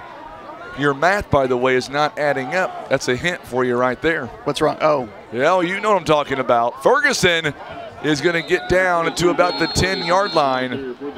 1:53 to go. Timeout called by the Bulldogs. They've got 1 timeout left. 1 timeout remaining for the Bulldogs. So we need to get to 50 shares, and then we're going to give away this gift card. The answer is going to surprise you, I can promise you. We're down to 3 shares. This is the 93rd homecoming game. The Mules have won 52 of them. How many times did they lose? Did somebody finally realize that if we started in 1926, this is the 93rd, they were missing a few? Well, is that the argument? The argument is the math isn't adding up. Right. So that should tell you something right there. So in 1926, we did have a homecoming. We did. But the following years, they didn't announce a game as a homecoming. They never held one until 1934. Then they started it again, and it's been held ever since 1934. So the math adds up. You just got to put in those. And then there's. I don't know the story behind that, but I'm sure somebody out there probably not remembers, but knows, maybe heard about it. But yeah, homecomings were pretty rare back then. Jenkins will get the handoff. Jenkins going toward the end zone. He'll be taken down right at the 9-yard line. Sikeston is now going to use their final timeout. So Sikeston is out of timeouts. It is a 3rd down coming up for the Mules. Didn't gain anything. Down on the jet sweep again, and just didn't turn up field in time before the Sikeston linebackers were able to get to him. And so now it's at the 10-yard line with 1:45, and Sikeston's out of timeout. So well, you're ready to give away. We've got our goal here. So we've got a winner. Yep. Are you ready to give it away? Yeah, go for it. All right, Tim, put the question on the screen, my friend. Here we go. 93rd homecoming game. The Mules have won 52 of them. How many did they lose? Is it 40, 38, 36, or 35? Brian Rosner, give us the answer tonight and the reason behind that answer. Yeah, there were 2 ties, so it was 38, right? Am my math right? 38. Yeah, 38 losses. The answer is B, 38. Sherry Early is the winner tonight on that gift card from Big Whiskies in Poplar Bluff. Congratulations. Those ties will get you. 2 ties all time on homecoming. So the answer is 38. There's a big play here for the Mules. Big play. They're going to throw it. Oh, they're going to throw it up in the air. It is it's incomplete. They had him fooled, but the defender got back in time. That was 13 Williams. He got back in time and broke it up. That was intended for Xavier Jones. So man, now, oh man. 4th and 7 from the 10, and now you got to, what are you going to do? Because it's 1:40 left in this ball game. I say kick a field goal, right? If you can, go for it. Yeah. No, they're going to go for it. Yeah, well, it's extra point. It's not. It's a little farther. Next point will be from there. You're talking 27 yards. All right, so here we go. Maybe trying to get them to move. Maybe nope. They're going to go. They're going to go again toward the end zone. It's incomplete. A little too far. A little too far out. Logan Slack made the catch, but he was out of bounds. And now Sikeston, they will have an opportunity with 1:35, no timeouts. This one is high drama all the way. Yeah, you got to play prevent defense here, but don't get too crazy because there's a lot of things can happen. Well over 400 watching us right now on YouTube, over 130 on Facebook, and we are at 9:41 in the evening. Here we go. Baker now, he is going to throw to the outside. Holcomb to 15 to 20, stepping out of bounds. A smart play all the way around by that young man. 129 left. Where'd he get out to? Did not waste a lot of time. First down out of it too. And he was able to get out of bounds and stop the clock. To the 22, so a 12-yard pickup. And that is big there in itself. Getting out and stopping the clock. That was Holcomb, correct? Yep. Yes. Okay. Holcomb with the catch. Sikeston not wasting any time, going right back to it. Dropped the ball, but picked it right up, throws They're going downfield. They got a man there. It is connected to the 50-yard line. That was Atkins who made a spectacular catch. Gotta hurry, tick on the clock.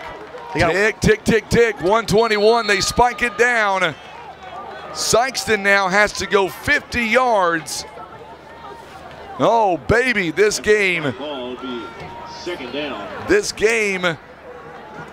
has just gotten even more interesting now. Still have a 120 left in this. And they're at their own 49-yard line. 49. Yeah, second down. 51 yards. Mules. Back to throw is Baker. Baker flushed outside the pocket, going to be incomplete. Intended for Holcomb. Holcomb stepping out of bounds. Third down coming. Now, yeah, incomplete, so it's still at the 49-yard line. 1:15 left. Two big plays here for the Mules. They need a stop. Got to get a stop here. This is the ball game for the Bulldogs. Can the Mules hold on to win on homecoming night? Baker back to throw. Over the middle, incomplete. It was intended for Will Lape, and Lape in the first half made a couple of big catches. Could not come down with that catch there. So that brings up 4th down and 10 from the Sikeston 49-yard line. 1:11 left. Oh, here we go. Just got to get one more stop. Got to get one more.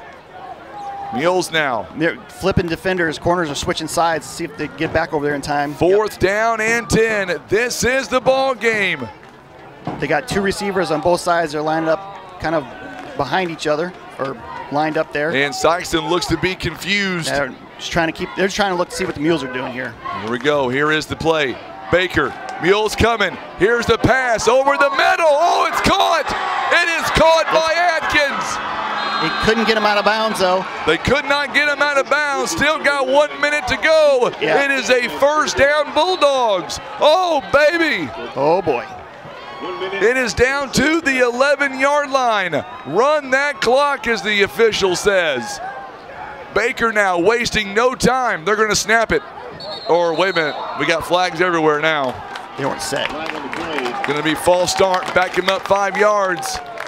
That was an unreal play by Atkins on the pass from Baker. And a good job by the Mules trying to keep him in bounds. Yes, they did. Yeah, and then and also to keep him from scoring, because it was pretty close from escaping that last tackle. What a great night of high school football. Baker again. He's got a man. Williams is taken down on the 10.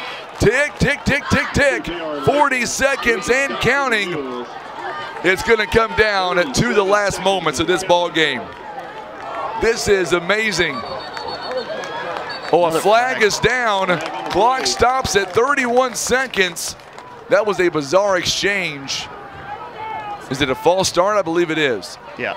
Yep, false start against the Bulldogs. Didn't get set. Thank you, Miss Patillo. Mules fans, let's get on our feet. Let's make some noise. Get behind our defense. Here we we go. Second down, going toward the end zone, incomplete. Third down coming. Third down. It was intended for Atkins. Listen to this section here. 23 seconds left. 23 seconds. 15-yard line. Third and 15. Our Facebook numbers are through the roof, 150 plus. They can't get a first down if they get to the 1, but they don't have any time, so. Here we go, folks. Listen to our section.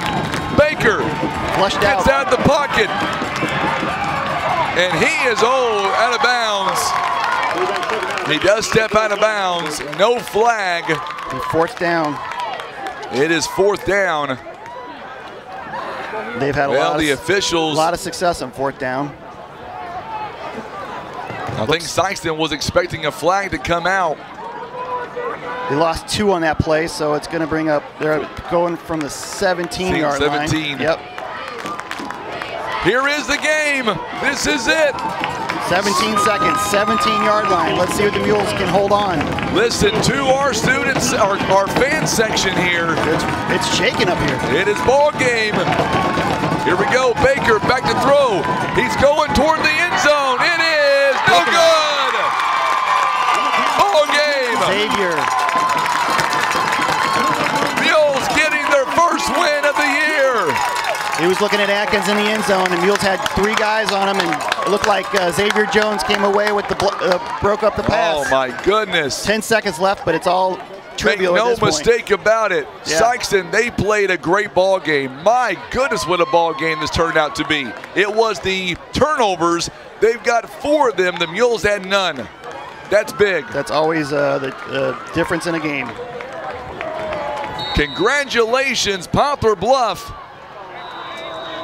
Getting the first win, a timeout called, a Larry Hillis Dodge, a timeout called by the Mules. 1 timeout left. Wow, what a ball game. Let us hear about it, folks. If you're watching, how about this ball game? It's always a fun one. Last year was the same way. This one was pretty good too, so yeah, a lot of fun to watch. Let's hear those booms on Facebook.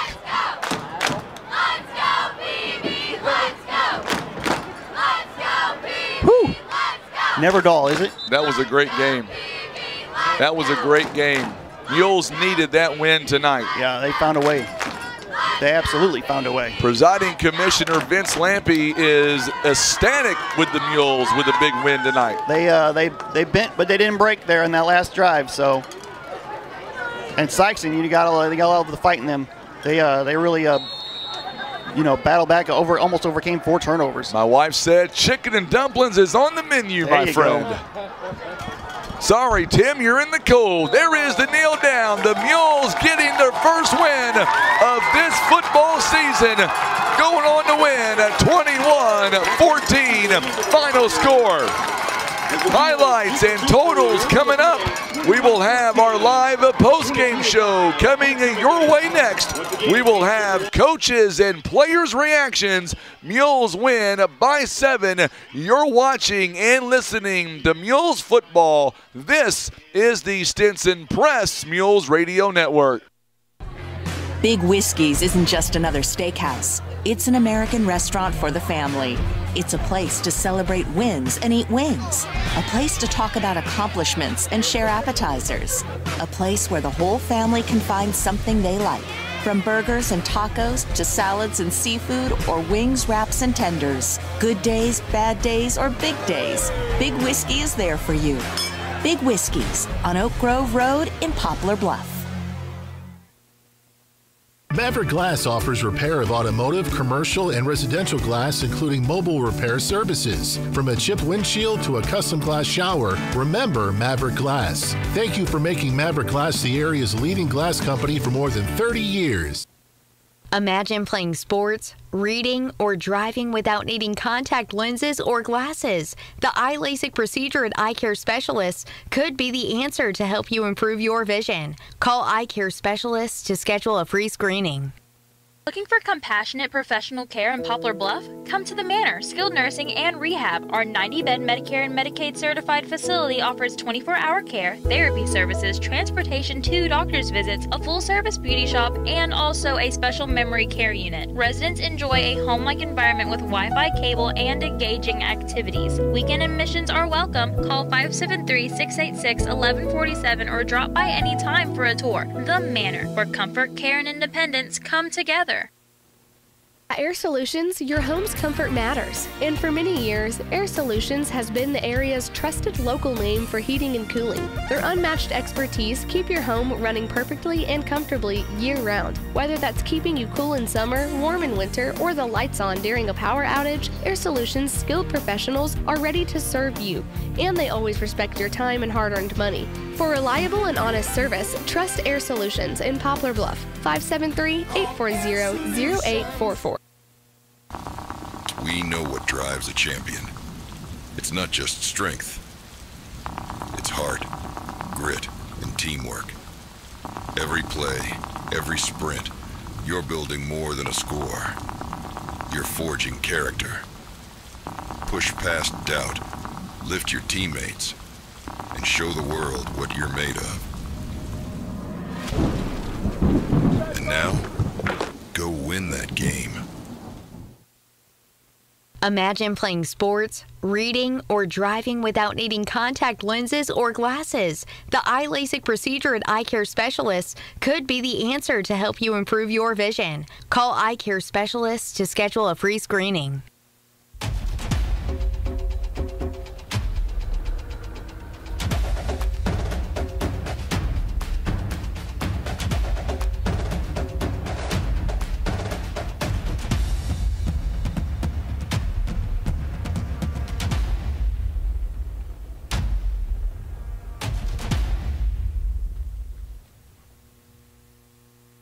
Looking to make your home more comfortable, functional, and stylish? At Hefner Furniture and Appliance, we've got everything you need to create the perfect space. From cozy sofas and plush recliners to beautiful bedroom sets, dining furniture, and top brand mattresses that guarantee a great night's sleep. With easy financing options and free local delivery, Hefner makes it simple and affordable to bring comfort home. Visit our massive showroom in Poplar Bluff. You can also browse and shop anytime online at hefnerfurniture.com.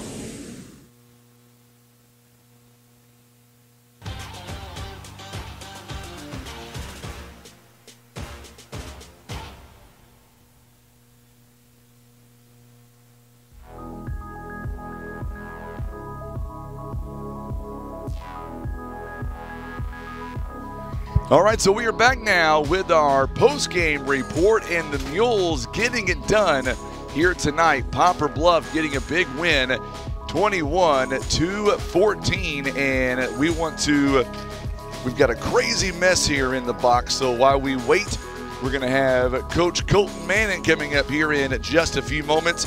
We'll let him catch his breath a little bit, and as soon as he's able to catch his breath, we will bring him on the program here tonight as the Mules picking up a huge win here over the Sikeston Bulldogs.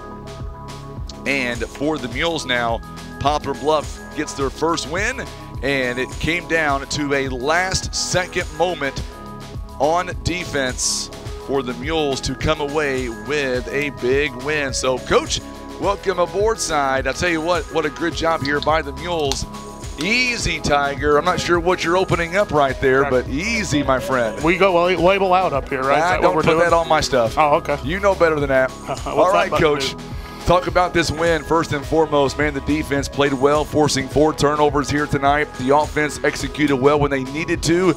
Walk us through the last plays when Sikeston going down the field, your defense pulling up on the 11-yard line. Man, they well, like we said early in the year, we really rely on these guys. They're the playmakers. They're the experienced group. They're going to keep us in more ball games than they won't. That's been kind of the focus all year. It's kind of nice when offense puts them in spots to succeed, and I think we did a way better job of that in the second half.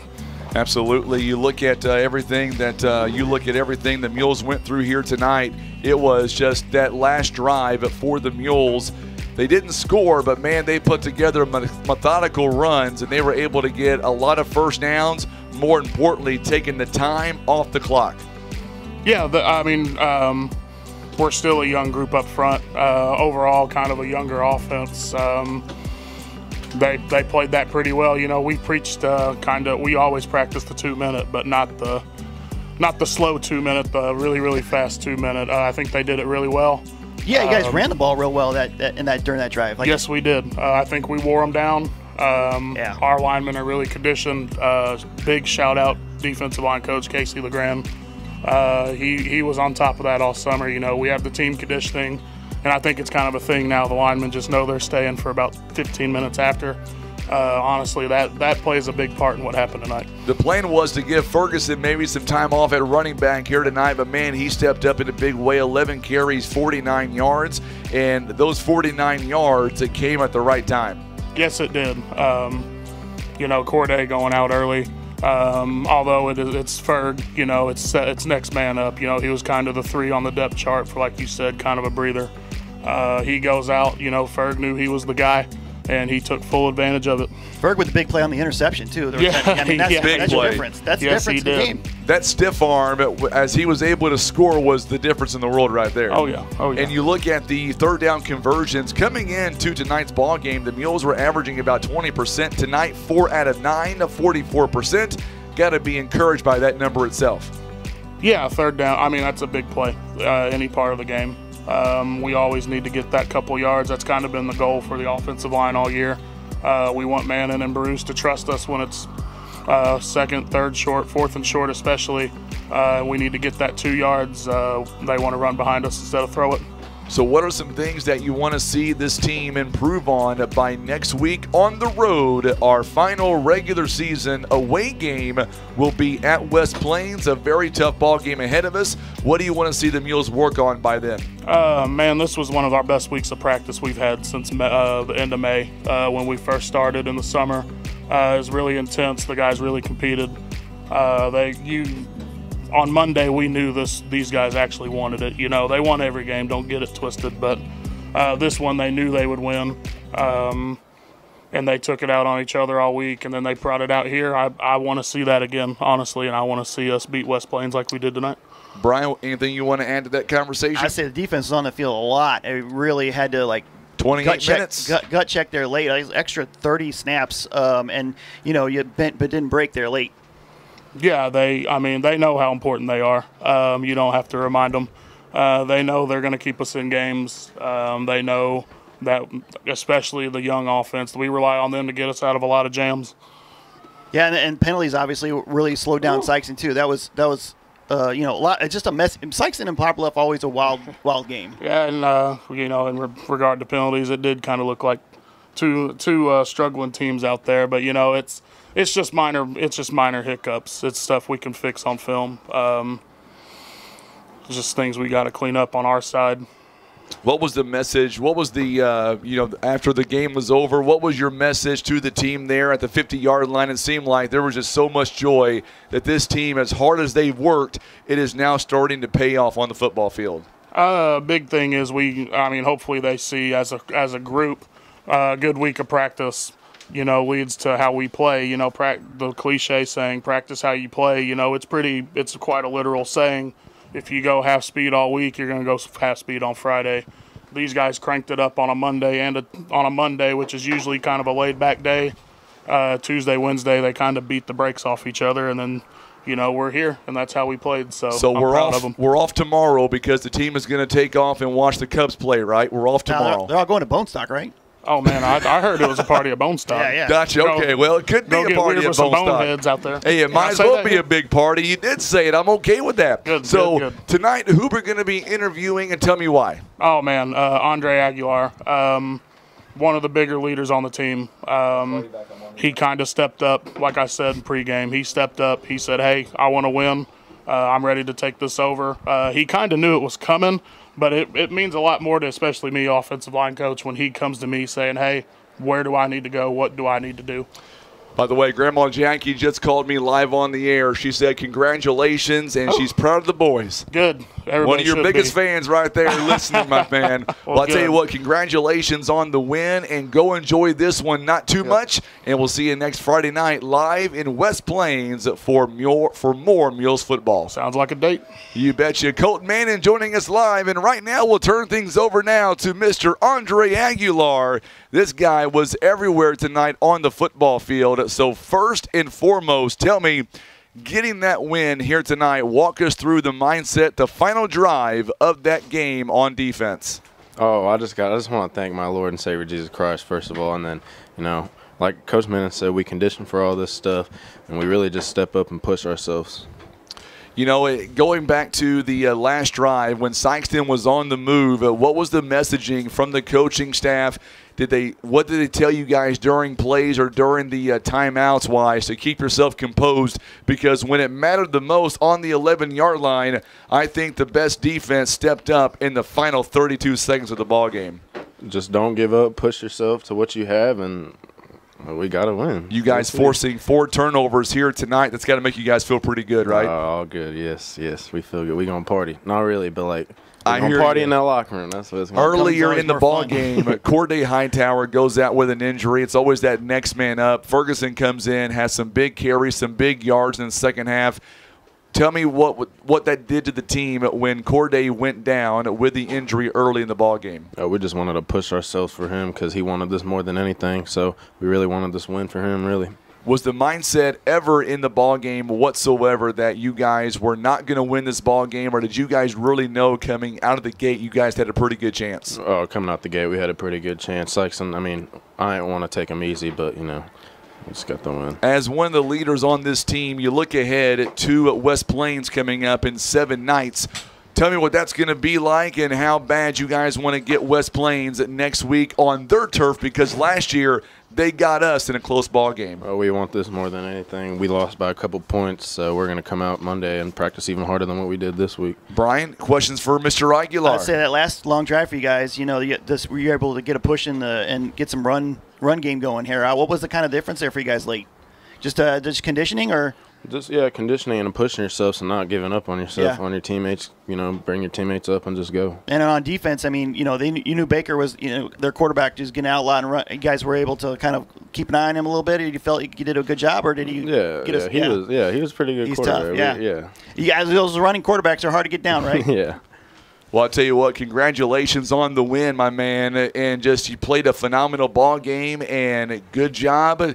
And like you said, take this one in, but not too much. And next Friday night at West Plains, we look forward to another big battle coming up on the road. This time, it'll be our final regular season road game of the year, as it's sunk in as a senior that this season is already halfway over. I felt like yesterday we just versed Valley View. It's on a blink. It's going by too fast. Yep, gotta take in what you can. We had so many folks watching here tonight. They're going to go back and rewatch this and re-listen to this. What do you want to say to the Mules fans who have hung in there all season from the first snap to the last snap? Just want to thank them and just, keep watching. It's going to get better and better every day. All right, man. Congratulations. Go enjoy the win. We'll see you next week. Andre Aguilar joining us live here on our post-game report as the Mules get it done 21-14. I'll tell you what, Brian, Larkin's here tonight, 9 carries for 27 yards. Devin Ferguson, 11 carries, 49 yards. Very low-scoring game, but I got to tell you, the defense here tonight, in my opinion, they won the football game for the Mules. Yeah, defense and then also your special teams, the big run back, and then the punting was a big deal. Cole Clifford averaged 33.6 yards a punt, but he had that 52-yarder that flipped the field at late when the Mules were really struggling to get things moving, moving the chains. So, yeah, that was huge. The Mules defense, the 4 turnovers is the difference. But the offense didn't turn the ball over, took care of things. Didn't have too many penalties that set them back too much. It was just enough to get the job done, but you're going to have to be better next week because West Plains is going to be a tough tough at home. Yeah, I was going to say West Plains, they're going to bring it next week, no doubt about it. They know they squeaked one out last year in Poplar Bluff, so they want to make sure that they've got their hand on the gas. But the way the Mules play here tonight, it's got to give the Mules a lot of confidence here coming in. And, I don't know what this will do in terms of a district seeding or whatnot. I know the Mules know they're in the cellar, but, man, this is a great step forward, and it'll be interesting to see what kind of momentum that this will carry coming in to next week. Yeah, they left the 6 points I needed extra on the board, but the win is the most important thing moving on. And all you can do is win out and see where you land. I mean, we're obviously probably on the road on the week 10, but it starts over, and really I think that gives them a chance to pull off the upset wherever they go. It's just as long as you're getting better each week, that's the end goal. And so got better this week, fix a few things next week, and see where they line up going in the last 2 weeks of the regular season. We're 6 weeks in now to our broadcast, and I got to tell you, you look comfortable, you sound great. I think you're having fun. Maybe I'm wrong. Fun. I mean, I don't know about fun. No, I think you're having fun, no doubt about it. I thank you for your time. Have a game like this, it's fun to watch. It's very fun to watch. A lot different than last week, and then Colton Manning comes over here with a Coca-Cola and wants to put it on my equipment.